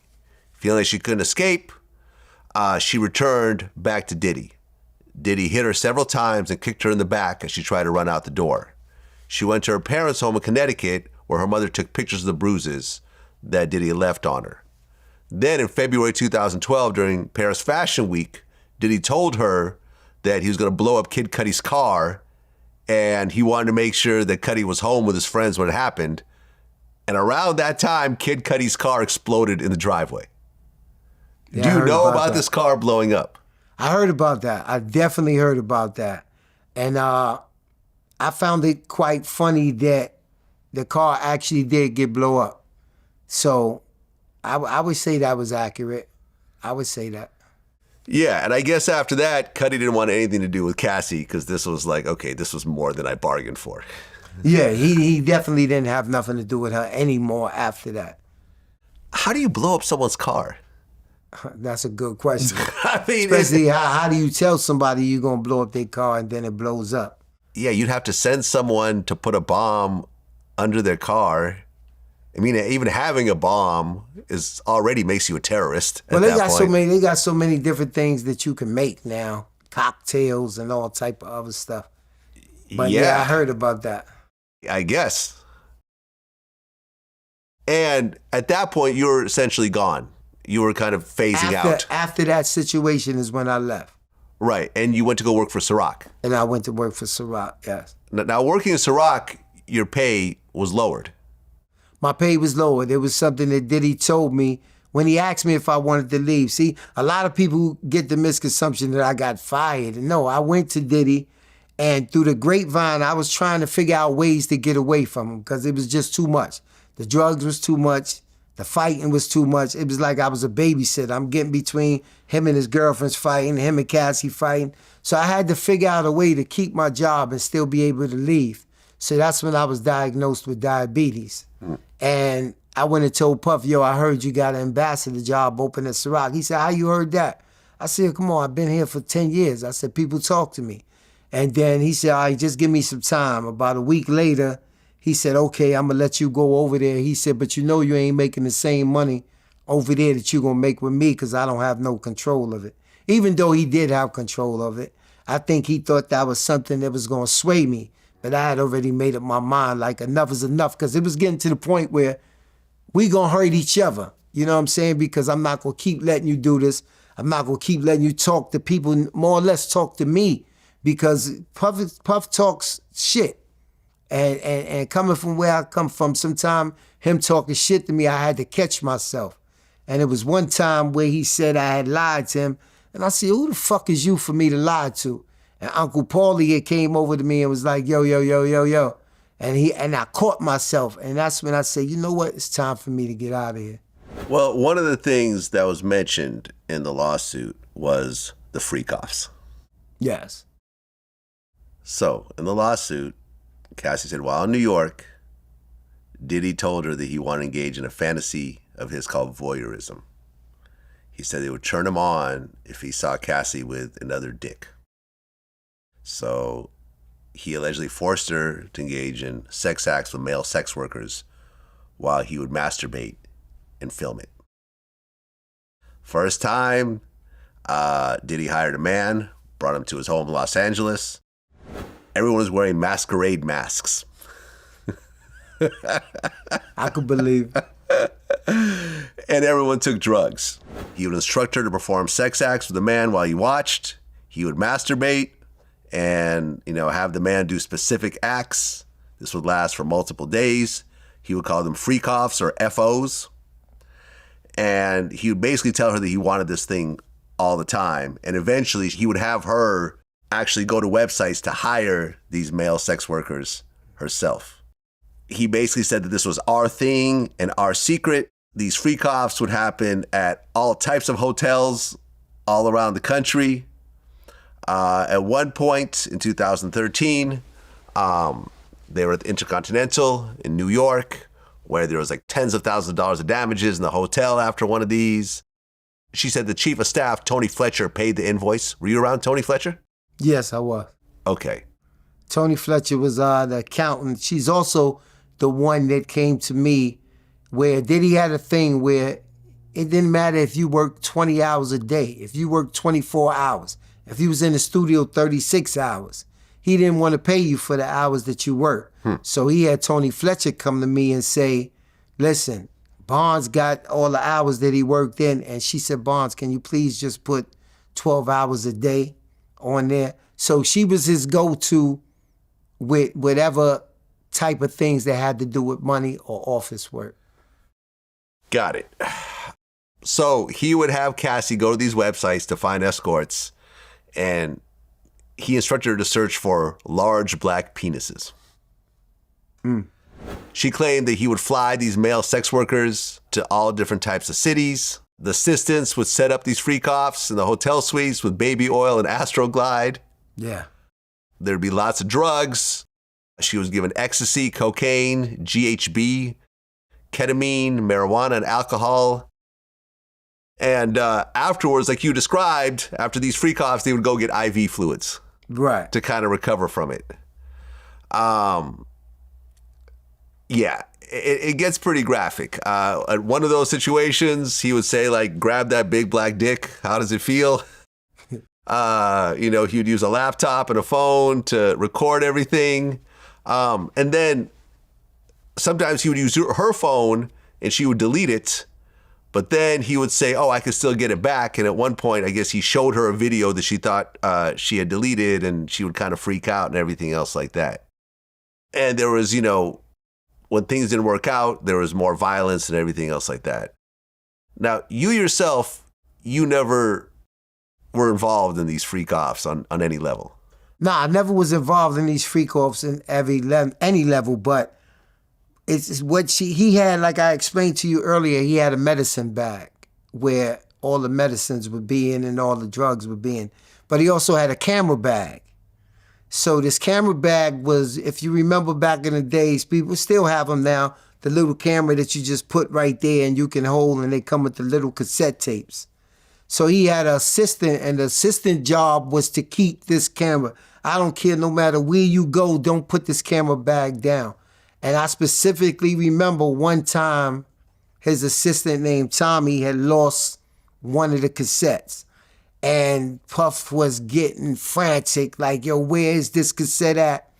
And everything that she said made sense because this was their personal videographer camera that they would use whenever they went to the hotels and everything. And it was the assistant job to keep it, to make sure you watched it, make sure you don't put this bag down nowhere. So I definitely agree, as well as there's times when they went to the hotel. And, you know, me being the nosy person that I am, you know, like, yo, you got the weekend off. Yo, you got the day off. I'll be like, all right. So you know how you get to the hotel. I'm going to eat some fruit, you know. He's like, yo, what you still here for? You got to leave. So I'm like, yo, why you rushing me, yo? So, you know, I'm going to be nosy now. So when I get by the elevator, I done took so much time to come down that when I'm coming down the elevator, I might see a Rico Suave getting on the elevator. You know what I'm saying? So I'm like, he don't know me, so I'm going to stay on the elevator. And I stay on the elevator, and the elevator stop on Puff floor. Huh. And I'd be like, okay. And then I wouldn't let the door close because this person is oblivious to who I am. So he would just walk straight to Puff door, and I'll just be watching, and I'll see him knock on the door, and then I'll see him go in. In my mind, at this particular time, I'm so happy I got the day off. I'm not thinking about I said, well, they some freaks. That's all. I don't know about him saying, you know, this, that, and the other, but I know for sure that those guys, because then he would hit me if they had a party that night, and he would be like, Barnes, you remember such and such? I say, what? And it was one guy specifically, he would say, it was a guy named Michael from Miami. And I knew this guy. You know what I'm saying? But I didn't know what role he played in nothing. But Puff would always ask me, yo, can you make sure he get in the party? He ain't got to be in the section, but just make sure he get in the party. Then it was times that we went away, and I would always have the adjoining room to his room. But it was times where the assistant would be like, yo, your room is up the hall. I'd be like, yo, my room. And then I might see the same guy got the adjoining room. So I'd be like, oh, okay. I'd be like, yo, he'd be like, yo, I don't know what's going on, man, but that's his room. And then I put two and two together, like that's the adjoining room, so the person don't got to come outside no more. And these went on quite often. What was going on back there? For me reading the lawsuit, that's when I put two and two together, like, wow, this was the freakoffs. But it made a lot of sense. You know, it was one specific time we was in Las Vegas, and it was just me and Puff. And he had the Caesars suite, and I had the room down the hall. And he called me. He said, yo, what's up? I said, oh, yo, hey, nice. What you doing? I said, nothing. I'm in the room. I'm chilling. What's up? What you need? I said, you getting ready to go out? He said, nah, I won't go out, but why you staying there? Yo, you could come stay here. I got 2 floors. So I said, all right, cool. It's just me and him. All right, I'll stay here. And he tells me, he says, yo, I got this girl coming over. I can't remember her name, but I knew all the girls, you know. After, you know, they all knew me by my name, Barnes, hey. So he'd be like, yo, I got such and such coming over. So, you know, he was like, yo, can you do me a favor? I said, what? And, you know, when I read the lawsuit, Vlad, I said, wow. Because me and him we would go to the sex stores together, you know, Hustler on Sunset, different places, and he would go over on his side and get everything he get, and I would just kind of watch to make sure people that recognized him wasn't bothering him, you know. And this particular day, he said, yo, it's too much people out there, da-da-da. I need you to go to the store for me. I said, what you want? And when I read the lawsuit, he said, I want this really big black cock. That's it. And then, like, you got to remember, at this time, the lawsuit is not out. This is 2011. So he said, yo, shorty likes big black dicks, you know. And he said, yo, and if she get crazy, you know what I'm saying, I need that. And I said, all right. And I go and get it for him, you know, from there. It's in the bag. I give it to him. He like, yo, where you going to be? I said, I'm going to be upstairs. He said, all right. You know, it's one of his regular girls. So when I read the lawsuit, I kind of had to go back and think to myself, damn, was that big black cock for her or was it for him? You know what I'm saying? And that's why I know that stuff that she said was true. I mean, there's always been the gay rumors about Diddy. I remember when I interviewed Wendy Williams, she got fired from the radio in New York because she basically said she had seen some pictures of Puffy with some men, and he basically called the radio station and said, you either fire her or I'm going to sue you. So she got fired. Right. There was this comedian named the Fat Jew who said that he walked into a party on Star Island and he saw Diddy spooning with this one gay DJ named Felix the House Cat. Yeah, that's my man, Felix. You know Felix? Yes. Okay. Yes. Was there a relationship of any sort between Felix and Diddy? I can't say yes and I can't say no. I've never seen them do anything, but he was one of the in crowds. He was one of the in people with Diddy, where you had like certain people that were just Diddy friends. You know, we got to know them throughout time, but they would pop up at the parties in San Tropez, pop up in the parties at Cannes. You know, these were just his personal friends. So they would do ecstasy and everything else together. You know what I'm saying? Felix stayed at the house and everything else like that. So I've never actually seen them do anything physical or anything like that, but I do know Felix well. Yeah, you know, and Felix is openly gay, Right. from what I understand. And I mean, this is where the gray area comes in. You don't know. You know, I've taken ecstasy before, and you get real like, yo, I love you, man. Like you touch on, you know, Right. You're not touching on dudes sexually, but you hugging them, I love you, man. You know, kiss Right. them, you know, like in the forehead or something, you know. Right. And it's like at the time, it's just like, yo, man, you know, it's not a gay thing, Right. but it's just like you just get into a certain mood. Is Diddy gay? Is he bisexual? I personally don't know. These stories circulate. Hard to tell. I don't know. I've never seen anything gay. You've never seen anything gay. I don't know. But people say that if he just came out as bisexual, it'd actually help him out at this point. Yeah, I felt the same way. You know, people always tell me, if you had to ask me, I would say he was definitely bisexual. But coming from Harlem, representing gangster rap at that time, it's not like 2024. You know what I'm saying? So I think that he was fighting that fact so much that for him to come out now, he felt like it would destroy everything that he built. Yeah. But I agree with you. I felt like that he should have just said exactly what it was back then. Because the question is now is not about whether you're gay or not. It's about domestic violence. Yeah. You know, being the gay part is just something extra on there, something to spruce about. But it's the part that to hide these things, you're beating people, you're beating women, you're doing all type of things to hide these things. Yeah, I remember I joked around about, you know, I wonder who's going to be the first friend of Diddy who accidentally says no Diddy around him. You know? Yeah. Like, what up, man? Yo, I miss you, no Diddy. Oh, sorry, my bad. And I actually seen the first friend. I seen Ray J on Instagram. Oh, yeah? He said something in a post, and at the end of the post, he put no Diddy. Yeah. And I seen Stevie J and quite a couple of other people that's close to Pup say, yo, that was corny. Why you do that? Then came the situation at the Intercontinental in 2016. Right. According to the lawsuit, said that during a freak-off at the Intercontinental Hotel in Century City in Los Angeles, Diddy became extremely intoxicated and punched Cassie in the face, giving her a black eye. After he fell asleep, Cassie tried to leave the hotel room, but as she was walking away, Diddy woke up and began screaming at her. He followed her into the hallway of the hotel while yelling at her, grabbed her, then took glass vases in the hallway, threw it at her, causing them to crash all around as she ran to the elevator to escape. She managed to get to the elevator, but when she got to the lobby, she took a cab and went to her apartment.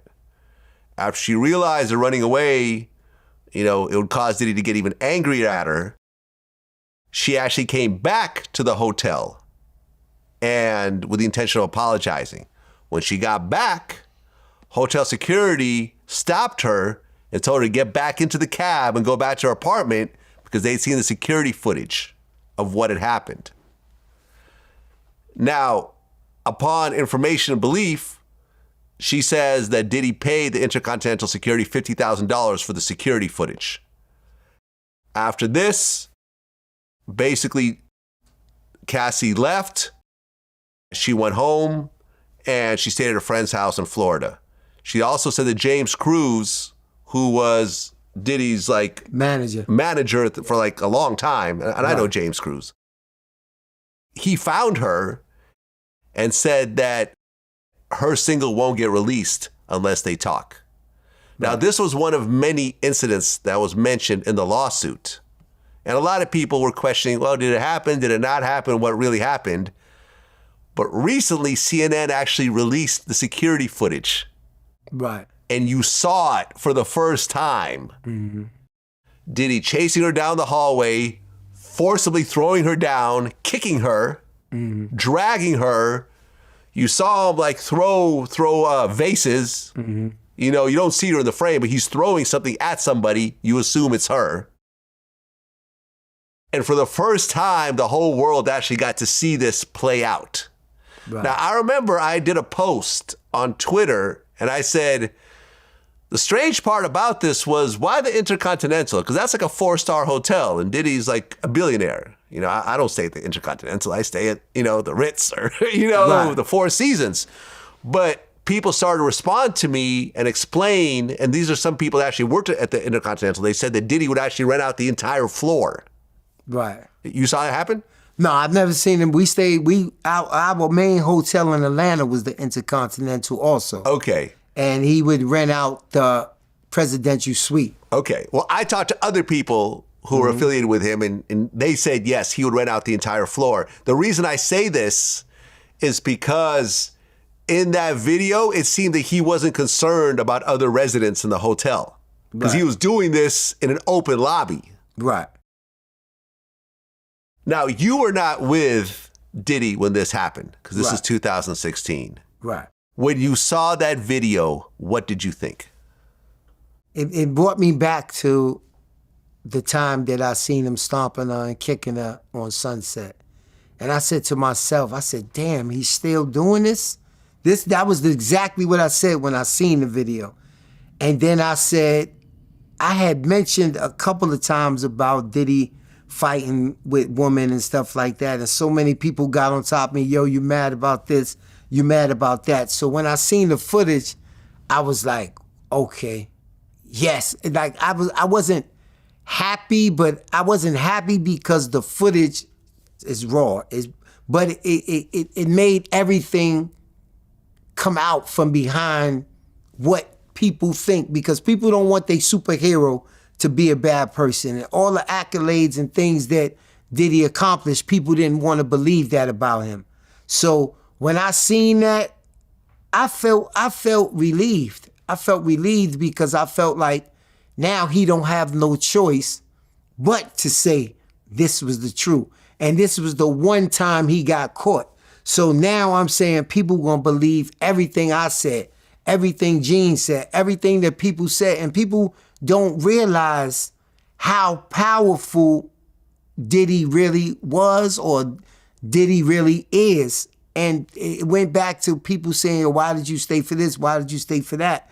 And when I seen that footage, I said, that'll answer all of these questions, because for that to happen in 2016 and for it just to be released now, that shows you the power that a person has. Intercontinental isn't the Ritz, but it's a prominent hotel with a lot of staff.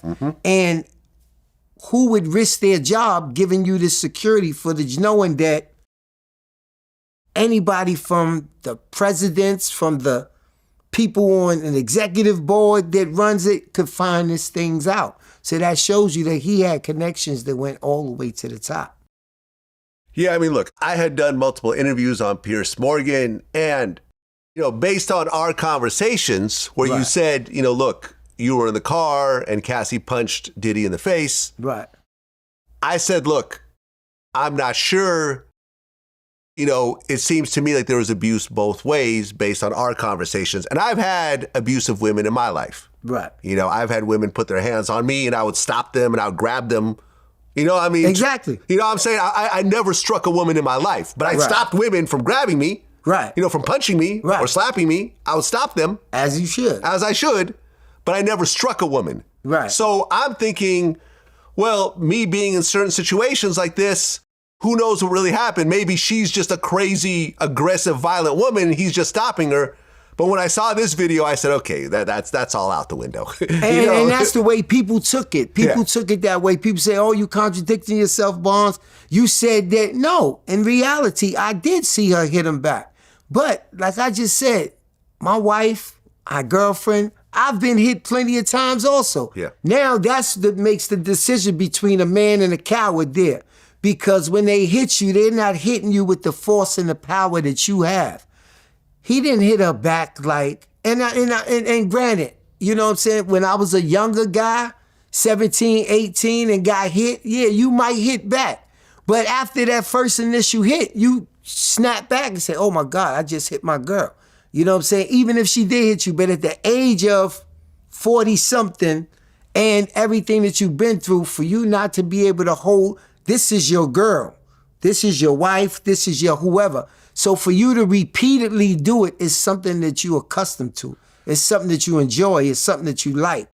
Yeah, I mean, watching that video, regardless of what happened before, Right. she was leaving, he was in no danger. Right, On any level, he pursued her right, and viciously attacked her, right. regardless of what happened. Which is the same thing if somebody break into your house. If they break into your house and they're leaving and you shoot them, you're going to get locked up because that person was leaving. Yes. So if you look at the situation of this girl leaving and what happened to her, Yeah. he deserved whatever comes to him for that. And this was 2016. They broke up in 2018. Right. How do you think this video got released?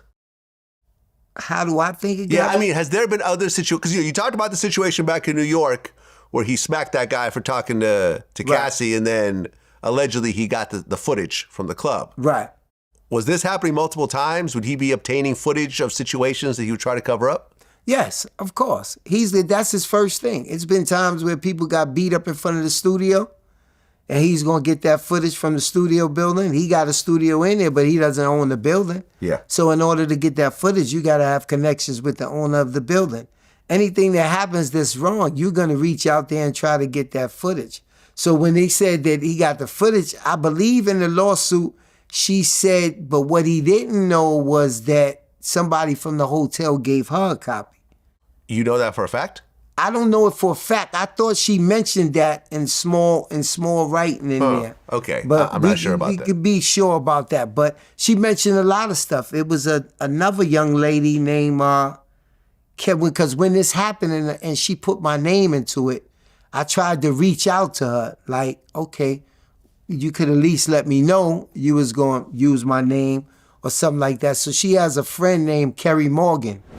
And I reached out to Kerry, like, yo, tell Cassie to get at me. And even Kerry hit me back and said, Barnes, I haven't spoken to Cassie since 2018. And I said, you haven't spoken to Cassie since 2018? She said, no, not ever since Diddy went upside my head with a hanger and gave me a concussion. And I said, Diddy did what? She said, yeah, in 2018, he threw a wooden hanger at me and Cassie didn't have my back. And I haven't spoken to her since then. So when I read the lawsuit, I seen in there where she said that he had put hands on one of her friends, and then I think he paid her $50,000. And I put two and two together and said, okay, this is Kerry. Because Kerry said she didn't say nothing. And I was wondering why she never said nothing, but then I seen in it that she gave him the $50,000. In the same way, Jordan couldn't say nothing about him beating her up and throwing her out the house and her falling on her ass and elbows, is the NDA situation where they can't mention it publicly or anybody, but somebody else can. So that's what he's been hiding behind this whole time. Oh, well, yeah. Biggie's mom actually did an interview with Rolling Stone, and she said after seeing the video, she wants to smack the daylights out of Diddy when she sees him. Because she loves Diddy.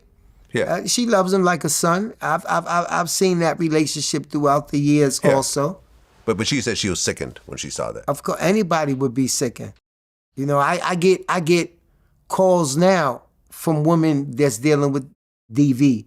And not only was that footage sickening, that footage is sending so many women around the world back to their counselors because they reliving the same thing again, seeing that footage. 2018, 2 years after this incident at the Intercontinental, Kim Porter passes away. For a few days, she had flu-like symptoms, and then she suddenly dies from ultimately what they said was lobar pneumonia. She was 47 years old. I'm 50. Like, she's younger than me. Right. You weren't around at this time? No, I wasn't around.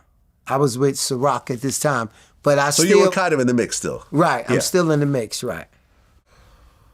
When you heard this news, number one, did you hear that she was sick leading up to the situation or no? I heard that she was sick, yeah. I heard that not leading up to the situation. I just heard the play-by-play of the day that the situation happened.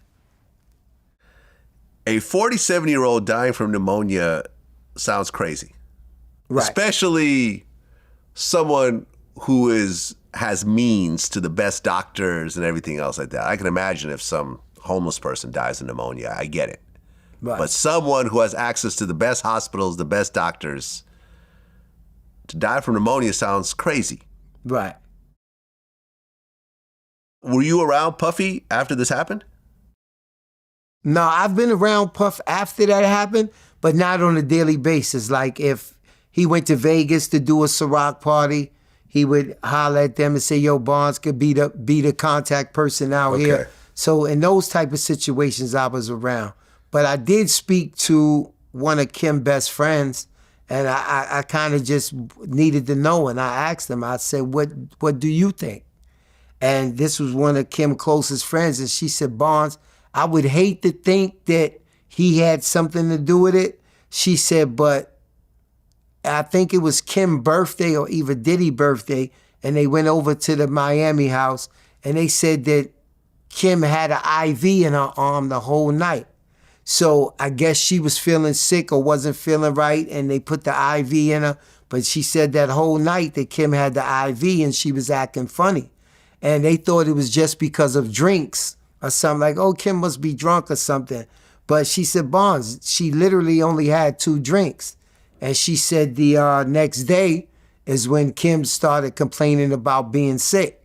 And they was, they had family members that was over there close to her and stuff like that. And they said one of the young girls left that morning to take the twins to school. And when they came back, Kim had passed away. And one of my close friends that was working with Puff at that particular time said he was the one that actually called Puff and said, listen, I just spoke to Kim. Now, where Kim lives in Toluca Lake and where Puff lives is literally 15 minutes over the hill. Mm-hmm. And Puff told him, yeah, I heard she was sick. And he said, nah, man, like, she don't feel good. Like, she don't sound the same. You need to get over there. And he said that's when Puff went over there. Oh, and, so Puff went to go see her. Yeah. Right before she died. Yeah, but when he got there, she was dead. So they say. Oh. Right. And there's rumors that Kim was writing a tell-all book, but that's actually not true.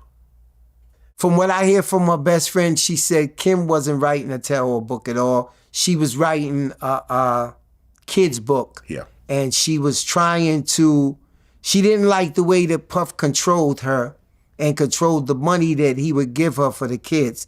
So she wanted to make sure her exact words were, this motherfucker not gonna run my kids like this. I want them to have their own money like Russell and his kids have. Yeah. So she was trying to build a foundation for them to have their own following. And that's what the book was about, kids' books. Yeah, it's sad. It's sad. And I don't think Diddy had anything to do with her passing away. I would hope he don't, because even their relationship, when people ask me, I can say as many bad things as I can say about Puff, but at the same time, if someone was to ask me, do I think he loved Kim? I think he loved Kim. I really do. And I don't think I don't know. And that's what I'm going to say. I don't know to what lengths a person would go to when you're dealing with billions of dollars and you're dealing with so many different things, and to have somebody have all that information and know so much about you. I can't say no more with everything that came out that he definitely didn't, but I would hate to find out that he did. Well, it seemed like things started to change because Kim dies, And then Cassie and Diddy break up after like 10 years. Right. According to Cassie, they met up in Santa Monica at an Italian restaurant to have a final conversation about, them, parting ways. Cassie claimed they went back to, her apartment and he raped her. That's in the lawsuit. It's horrific if that actually happened. But at that point, it seemed like their relationship was over. And she had actually moved on with the trainer. Right. That Puffy actually set her up with. Right. Right. And that's because she was confiding. She was confiding. Have you ever met this trainer? No, I never met the trainer. Yeah. And she ended up having 2 kids. And it seemed like the story was essentially over between these two. In 2022, Diddy received the Lifetime Achievement Award from the BET Awards. She said, I have a special shout out. Thank you to all the people that were really there for me. He named a bunch of people. And at the end, he said, and also Cassie for holding me down in the dark times. Love. A lot of people kind of made jokes because he was with Young Miami at the time and didn't mention her at all. Right. And this was an interesting kind of comment, and it was also mentioned in the lawsuit. Then in 2023, Cassie files the lawsuit. Yeah. And this is the lawsuit that I've been referencing throughout. Mm-hmm. Now, right before this lawsuit gets filed, you and Diddy talk. Right. How'd that conversation go? That conversation went relatively regular. I had spoken to him a week or 2 ahead of that time. And it was just basically back and forth. Yo, what's going on? Yo, this, that, and the other. My son is incarcerated in Namibia. So we have that conversation. And my son had just got convicted and was up for an appeal. So I hit Diddy and said, yo, listen, I need some help. I need $20,000. And he said, I don't have it right now, Barnes. I'm going through something. And like I said, I mentioned this before. You know what I'm saying? I'm like, okay, cool. I'll leave it at that. Then he says, yo, but I may need your help. So with him going to legal things with Diageo and Ciroc, for me being known for selling over 1 million cases of Ciroc, I'm saying, okay, he's getting ready to get either De Leon or Ciroc. But then I wake up to so many DMs and this, that, and the other. And like I said, Cassie never got in touch with me. And it says what's in the lawsuit. And I said, by him telling me that he needs my help, I put 2 and 2 together that he was going to try to go to trial with this. And if he went to go to trial, he had to reach out to me to get my help because he knows that I'm in the lawsuit. And he tells me I need your help with this. But then when I see everything about it, he texts me and says, yo, I'm here for you. I'm here for you. If you need anything from me, he said, hit KK or hit Julie Greenwald, which is his PR person. And he said, because I don't always look at my phone and everything like that. And I just decided not to hit them and everything. I just said, we talked one time, we spoke, and they start telling me, well, Barnes, people are going to reach out to you. So they start trying to do damage control instead of talking about other things. If I don't need you to talk to this person from the Post, they against Puff. I don't need you to talk to this person and that person. They started trying to direct me to who to talk to and who not to talk to. In my mind, I read the lawsuit.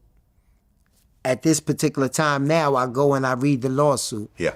And that's when I made up my mind when I read that lawsuit that I had to go against him because it was the only way that he could be stopped. Like, honestly, it was the only way he could be stopped. As if I didn't know so many women and so many allegations were going to come out, but I knew these allegations to be true. And anything that I could do to help her in that situation, I was going to do. Yeah, you were one of the first people that publicly spoke out and said, yes, this actually happened. I was there. This mention of me is actually accurate. And everybody thought I was lying. Yeah. And I was saying, how could you think I'm lying if she mentioned me? I'm off in the moondocks now doing what I gotta do. I'm not bothering nobody. I'm doing what I have to do. And I got dragged into it. And I always say, by me getting dragged into it, you gotta remember, Puff doesn't travel with nobody less than 6 or 7 people. Unless he's going to do, I think one time we went to rehab and it was just me and him in Mexico while he went to rehab. So it's very few things that he just go to by himself. So for people to be in their life still from 2012 to 2018, it speaks a lot of what she's always thought. And I tell people it speaks a lot about character because I'm not thinking all the way back to 2012 to put Bonds in the middle of this when I've been getting my ass beat from 2012 to 2018. Yeah. You know what I'm saying? I'm going to mention whoever was there. So for that, I said I had to stand up and just, because he going to keep on doing it. So at one point or another, somebody got to be stopped. Well, she files a lawsuit. And from what I understand, they were threatening to file this lawsuit for a long time. 6 months. 6 months.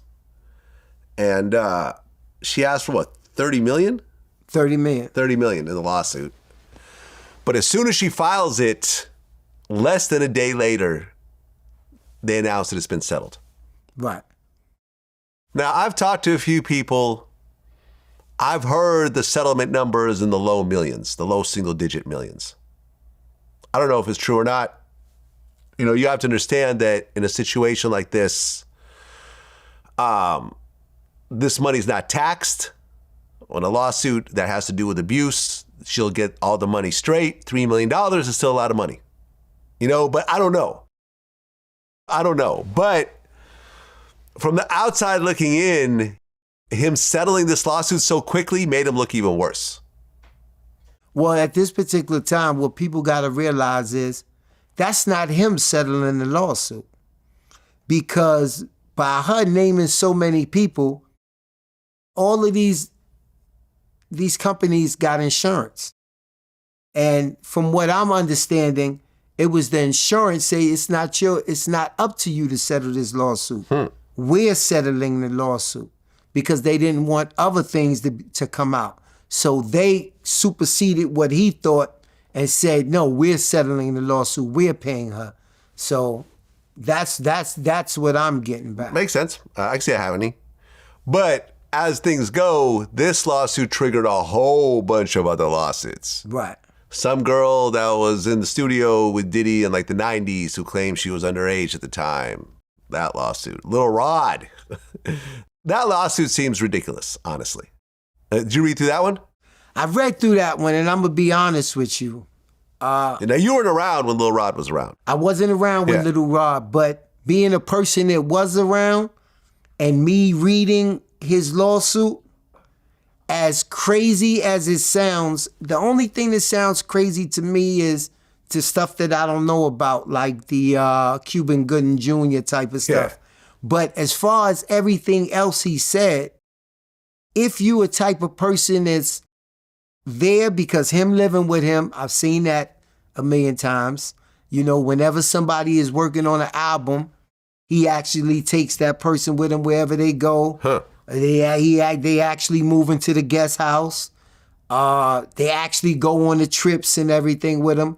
And at this particular time, when I was doing all of that, his kids wasn't of age now. So now we're dealing with 25-year-old kids, 28-year-old kids.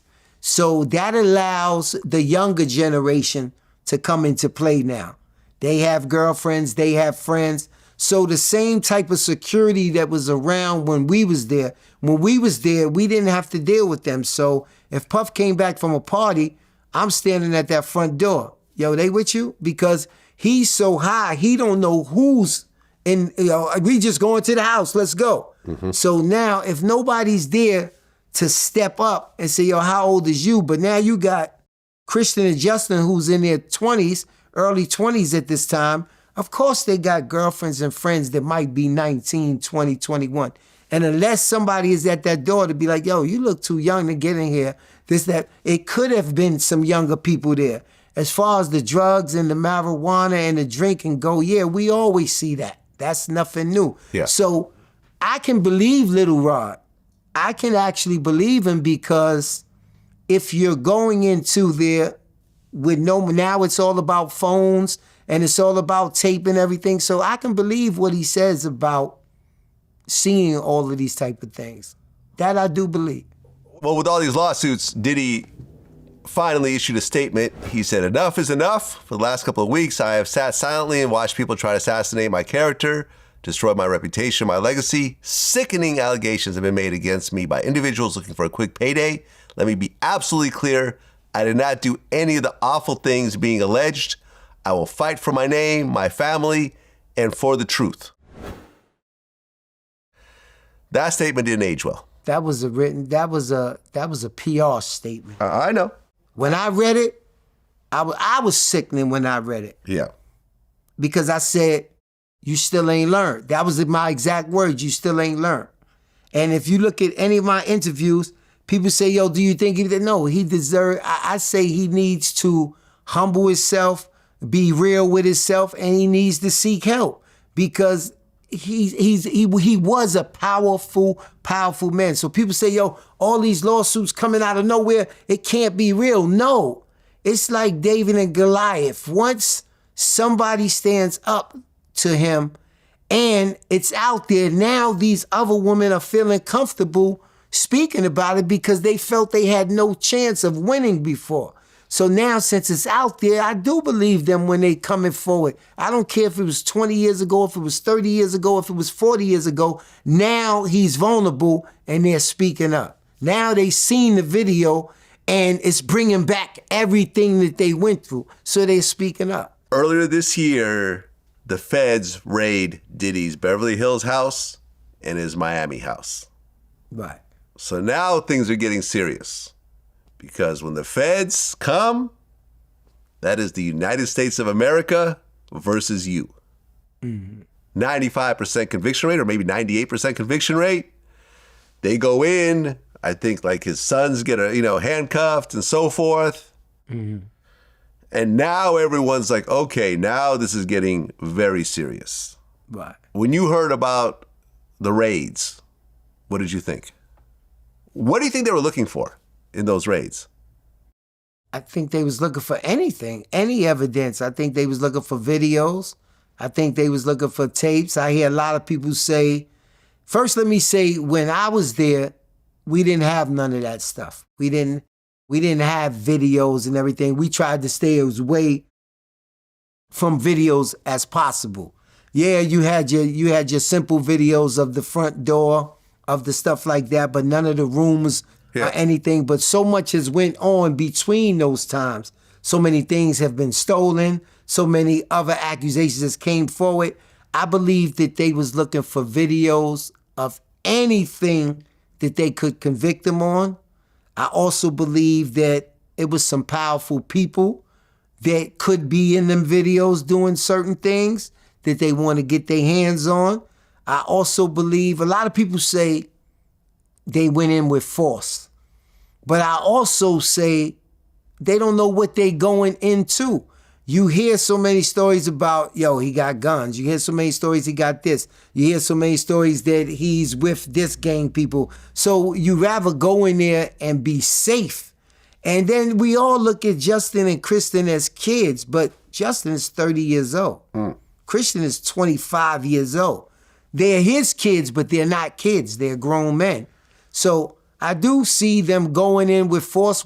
If it was excessive force, it might have been because they don't know who's behind those doors. Is he going to go out quickly, or is it somebody that might have a warrant on their own in there? You don't know what's going in there. But I think they wanted to turn that place upside down to find anything, not this just incriminating against other people, but anything that they could use against him also. The houses get raided, but no charges have actually been announced yet. But, the wheels of justice, they spin slowly. Right. These feds will have everything lined up before everything drops. You hear a story that Diddy took out a $100 million loan against these homes. Right. Which the reason why I made, the news was that this, I guess, was the biggest second mortgage that had been done, like in America. It was just like unheard of for a residential property. But still, everyone's sort of guessing. They don't know. And then, like I mentioned earlier, CNN releases the video. And then all hell breaks loose. Right. Diddy drops a video apologizing. Now, he didn't mention Cassie's name because they say that when they settled, one of the rules was that he can't mention her name again. I don't know if it's true or not. Mm-hmm. But when that video dropped and you watched it, what did you think? I see, yo, he up to his bullshit again. He's trying to manipulate the situation. I looked at it and said, no, you're not. You're not. I felt like he wasn't sorry. He just didn't go into it deep enough to be sorry. Before I found out of what they say about the name thing, I feel like it's other ways that he could have did it. I think that was just a plea that he felt like he had to do. Like I said to myself, like, who is the PR person behind this? Because whoever is PR person, just like I said in the video, in the last year, has been directing him to like a crash dummy. Because if you're not going to get up there and be sincere about it, then don't get up there and do it at all. If you're not going to show proof of you trying to get help and stuff like that, then why mention that you're getting help? I'm not going to take it on face value. Oh, I've been seeking help. And like I said, the incident that Cassie talks about in 2009 with her, was 2009. The incident that we talk about with Kim is 2005. Now, since this video, Misa has came and talked about her getting beat up by Diddy at times when they was together. So that right there shows you you're not sorry about what you've done. You're sorry that you got caught, because there's no way that you was in this dark place in life from 1990 something where Misa said she was getting her ass whipped to 2005 and on where Kim say she was getting her ass whipped to 2009 where, so all of these was dark years. Like, I don't think he sat down and thought about what he was saying. Well, yeah, because Misa Hilton, who is the mother of his first child? Justin, yeah. Justin, right. She actually commented after watching that video, right. You know, not the apology video, but the CNN video. Right. She said, I'm heartbroken that Cassie must relive the horror of her abuse, and my heart goes out to her. I know exactly how she feels, and through my empathy, it has triggered my own trauma. These young people were raised by women that wanted the best for them. We put God and education first and have always been united in our mutual effort to support their dreams. Two of the youngest do not have their mother here, and it has been truly our duty to support them. Exactly. So she kind of implies that Diddy beat her up as well. Exactly. Did you ever hear about this? Of course. I've heard security from before me talk about it. What did they say? You know what I'm saying? Talked about times that he punched in the face, times that he kicked on the side of the car, things like that. I've heard all that. And I know Misa, but we've never had that conversation. You know what I'm saying? That was before my time. But security had spoken about it. I was just there really for the Kim and the Cassie.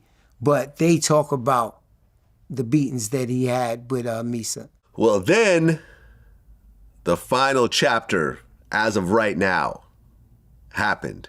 And that was just yesterday, a federal grand jury is now meeting over a possible indictment for Diddy.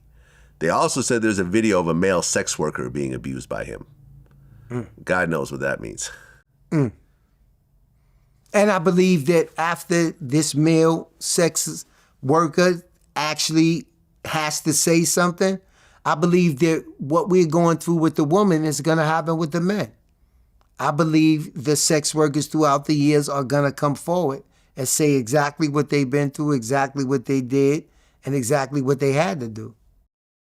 Well, although that's not it is illegal, but it's not. Hiring a sex worker is a slap on the wrist. Like no one goes to prison for hiring a prostitute, male or female. I mean, not really. It just validates stories. It just validates the story. Right. And the thing about grand juries that not everyone realizes is that it's a very lopsided system. Like, for example, Kid Cudi went through a grand jury that lasted for months. Right. So essentially, the way it works is that they put together a grand jury and the prosecution starts bringing in witnesses to basically justify an indictment. And this could go on for months. Right. For months. And there's nobody from Diddy's side who's allowed to sit in on this and say, no, this person's not credible. Let me explain why. It's really a one-sided argument. Right. So the feds could keep bringing person after person after person until they finally justify the grand jury in order to indict Diddy. So from my point of view, he's almost definitely going to be indicted. Right. When you heard about the grand jury, what did you think? I said he going to jail. That was my exact words. I said, one thing about the music industry, what they look at the norm that's illegal, they look at it as being just regularly normal things. So I don't know if he'll go to jail for the beatings and stuff like that because there's statute of limitations. Right. The LA police basically said that they can't prosecute because it's past the statute of limitations for that CNN video because it was 2016. Right. 8 years ago. Too long. Right. So I guess the things that they're talking about for me listening is a drug cartel or doing some things with sex trafficking and stuff. Sex trafficking to me, it's a wide range of things. Yeah. You know, you meeting somebody in, let's just say France, having sexual relationships with them over there, you own a private jet. Yo, you want to come chill in New York for a little while?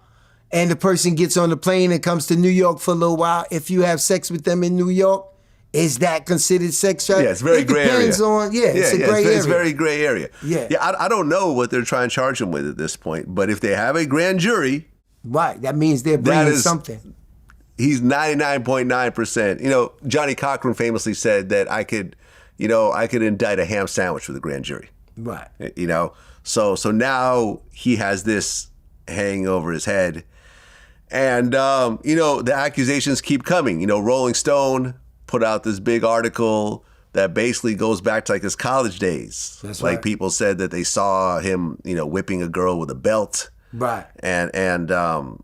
Yeah. And his son didn't make it no better with the record that he released. Yeah, that was horrible. You know, telling the feds, yo, you went to this house and that house, but you ain't know we owned the one next door.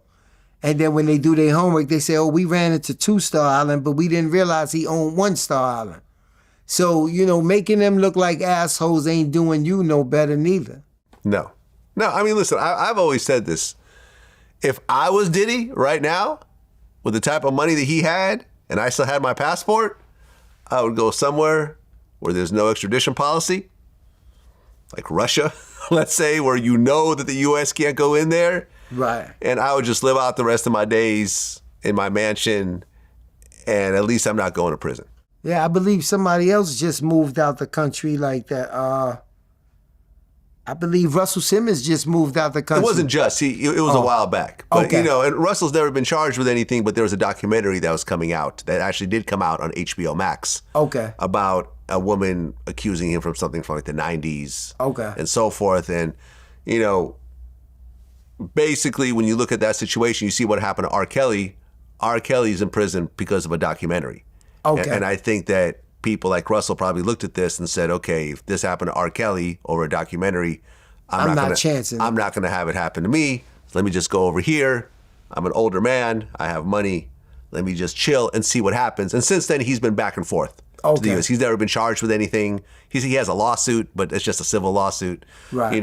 But the thing with the federal lawsuit is that Cassie, although she settled with Diddy, a settlement is considered a private agreement.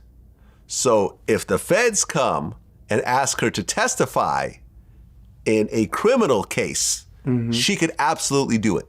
Okay. She could throw that NDA out the window. She's got all the money. She gets to keep all that.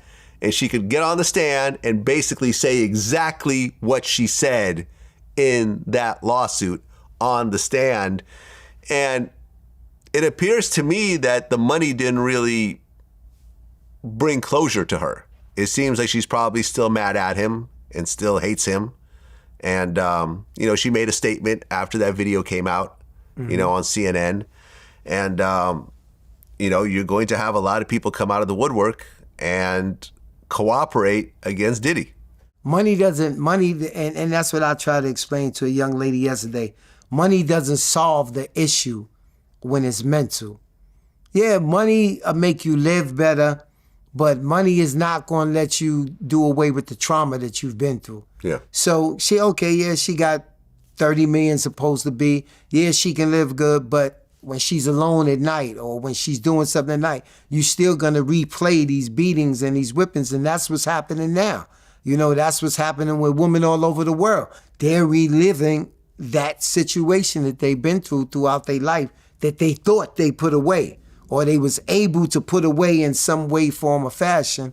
Now it's right back up again because they had to watch it. So I even get mad if the feds are the ones that leaked it, if Cassie the one that leaked it, whoever leaked it, I'm also mad that Instagram allowed that to be played because, or not even just Instagram, any social media. All social media platforms were playing this, from TikTok to Twitter. Yeah.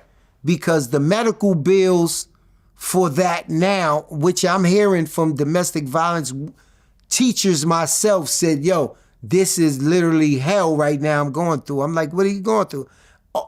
My students, my people that we got so far, we're back to day one now. If you get subpoenaed by the feds in this criminal case against Diddy, will you cooperate? If I get subpoenaed, I'm not going to jail for nobody, one. Well, number one, you can't go to jail. Right. But you don't have to agree. Like, for example, sorry to interrupt you, but I just want to say this, just so we were accurate in this answer. I was, Las Vegas PD reached out to me about the Kid Cudi case. Right. They wanted to get all my raw footage. I just ignored them. I'm not going to cooperate. Right. Just because I feel if you sit down with me, regardless of what you did, I'm not going to turn around and then cooperate with the feds to put you in prison. Right. I'm going to try to protect my guests to the best of my ability, whether I agree with them or whether, I'm on the same page with them or not. So you don't necessarily have to cooperate if you don't want to. Right. So jail is really out the window. You don't have to. You don't have to go to jail one way or another. Okay. So let me ask the question again. If you get subpoenaed for this case and they ask you to take the stand in this case against Diddy, will you take the stand against them? Yes. You will? Yes. Why is that? Because I can't say that I'm going to be an advocate for one thing and then not stand up for another thing. So if I say that he's evil, if I say all these things about him, if I was just one of those people that went back in my corner and sat down, then I'm continuing for this to keep going on and keep going on and keep going on. I'm showing that person that they just as powerful as they think they was. So anything that I could do to help these women, I would do. Honestly. And when people call you a snitch and everything else like that, considering that you're a street guy, how will you react to that? I tell people all the time, I'm not a street guy. You know what I'm saying? I tell them that went out the window a long time ago. You know what I'm saying? I got 4 daughters, you know what I'm saying, and a son. But I got 4 daughters, one of them in the music industry. So how could I worry about me at the age of 57? How could I worry about me when I've been tried in so many other criminal cases that I could have got 100 years for, and I was the only one that ever got locked up? I never had nothing to say about nobody else. So to me, when it comes to Diddy in this situation, this is small fries to me. The only one that could say this is snitching is a person that hasn't been through nothing in life. Yeah, man, listen, this is not me talking. I personally don't subscribe to the whole snitching thing. You know what I mean? It's like, it's a set of rules I feel are designed to keep the people on top safe while all the crash dummies underneath them go to prison. Exactly. You know what I'm saying? Like, if you're involved in a crime, with everyone I've ever talked to, like the Freeway Rickies and everything else like that, at one point he'd accept that snitching is part of crime. Right. So, well, if you watch all the, and it's funny because if you watch all the gangster movies, all the ones that these people are calling themselves, the Gaudis and everything, all of them have relationships with the Fed. Yeah, exactly. You know? Yeah, they all work with the Feds in their own way. Yeah, they all, spoke to them. Sammy they all the Bull, talked to everybody. They ultimately cooperated, and everyone justified a reason to do what they did, which ultimately was just self-preservation. Exactly. You know what I'm saying? So if you cooperate, I will support, your reasons to cooperate. I don't have any problem with it. But I'm saying, the way The street is. the street works, Yeah. social media works, you're going to be called that by certain people. Of course. And that's okay. And That's okay. Well, Roger Bonds, man, I appreciate you coming in. We did an interview with you before. My man Sean Prez did it last time. Shout out to Prez. I had him do it just because you guys have a relationship, because he was a bad boy for a long time, and I felt that he was a better choice. Right. But when it comes to this, I felt that I needed to do it myself. Of course. So I appreciate you being very honest and transparent about this. There's lots of people around Diddy that are not saying anything. Like, I don't think Pauly will ever talk. I don't think he's ever done an interview in his life. Right. And I'm probably sure he's going to take this to his grave. James Cruz is not going to say anything. And I know James from way back. Right. There's going to be a lot of people, some of which you mentioned, they're going to be very quiet because they're going to be worried about the spotlight being put back on them. Right. And people starting to accuse them of certain things. But you were brave enough to actually speak out knowing that people are going to criticize you for it. And I respect you for it. I appreciate it. Yes, sir. It's hard, but in order to make change, you got to show change. That's what it is, man. Roger Bonds, man, wishing you all the best. And I wish that, I just want to put some positive energy about your son, who's still locked up, who got convicted of murder out in Africa. I've been working with you trying to get some money your way, not only from, this source, but also from, other sources that I've hooked you up with to try to help out, because I know how important it is for your son to get out of that situation. Yeah, it's a bad situation. Yeah, it's a bad situation where he's been in there 14 years. Yeah. And granted, let's just say he had to do the 29 years, but they're trying not to give him the 14 years credit that he already has. Wow. And that right there is illegal on and that's what people don't understand. I'm a man. If he had to do 29 years, okay, let him come back to the United States. He got 14 in. He got 10 left with good time. Yeah. But for you to take away the 14 years, you can't. He's done 14 years. The cell is not empty. He's been in there. Give him his time. And that's what I'm fighting for now. Yeah. And, just like anything else in life, money always fixes the situation. It does. It does. Well, yeah, man, that's what it is. So I wish the best for you and especially your son. Hoping he gets through it quickly. Thank you. Peace.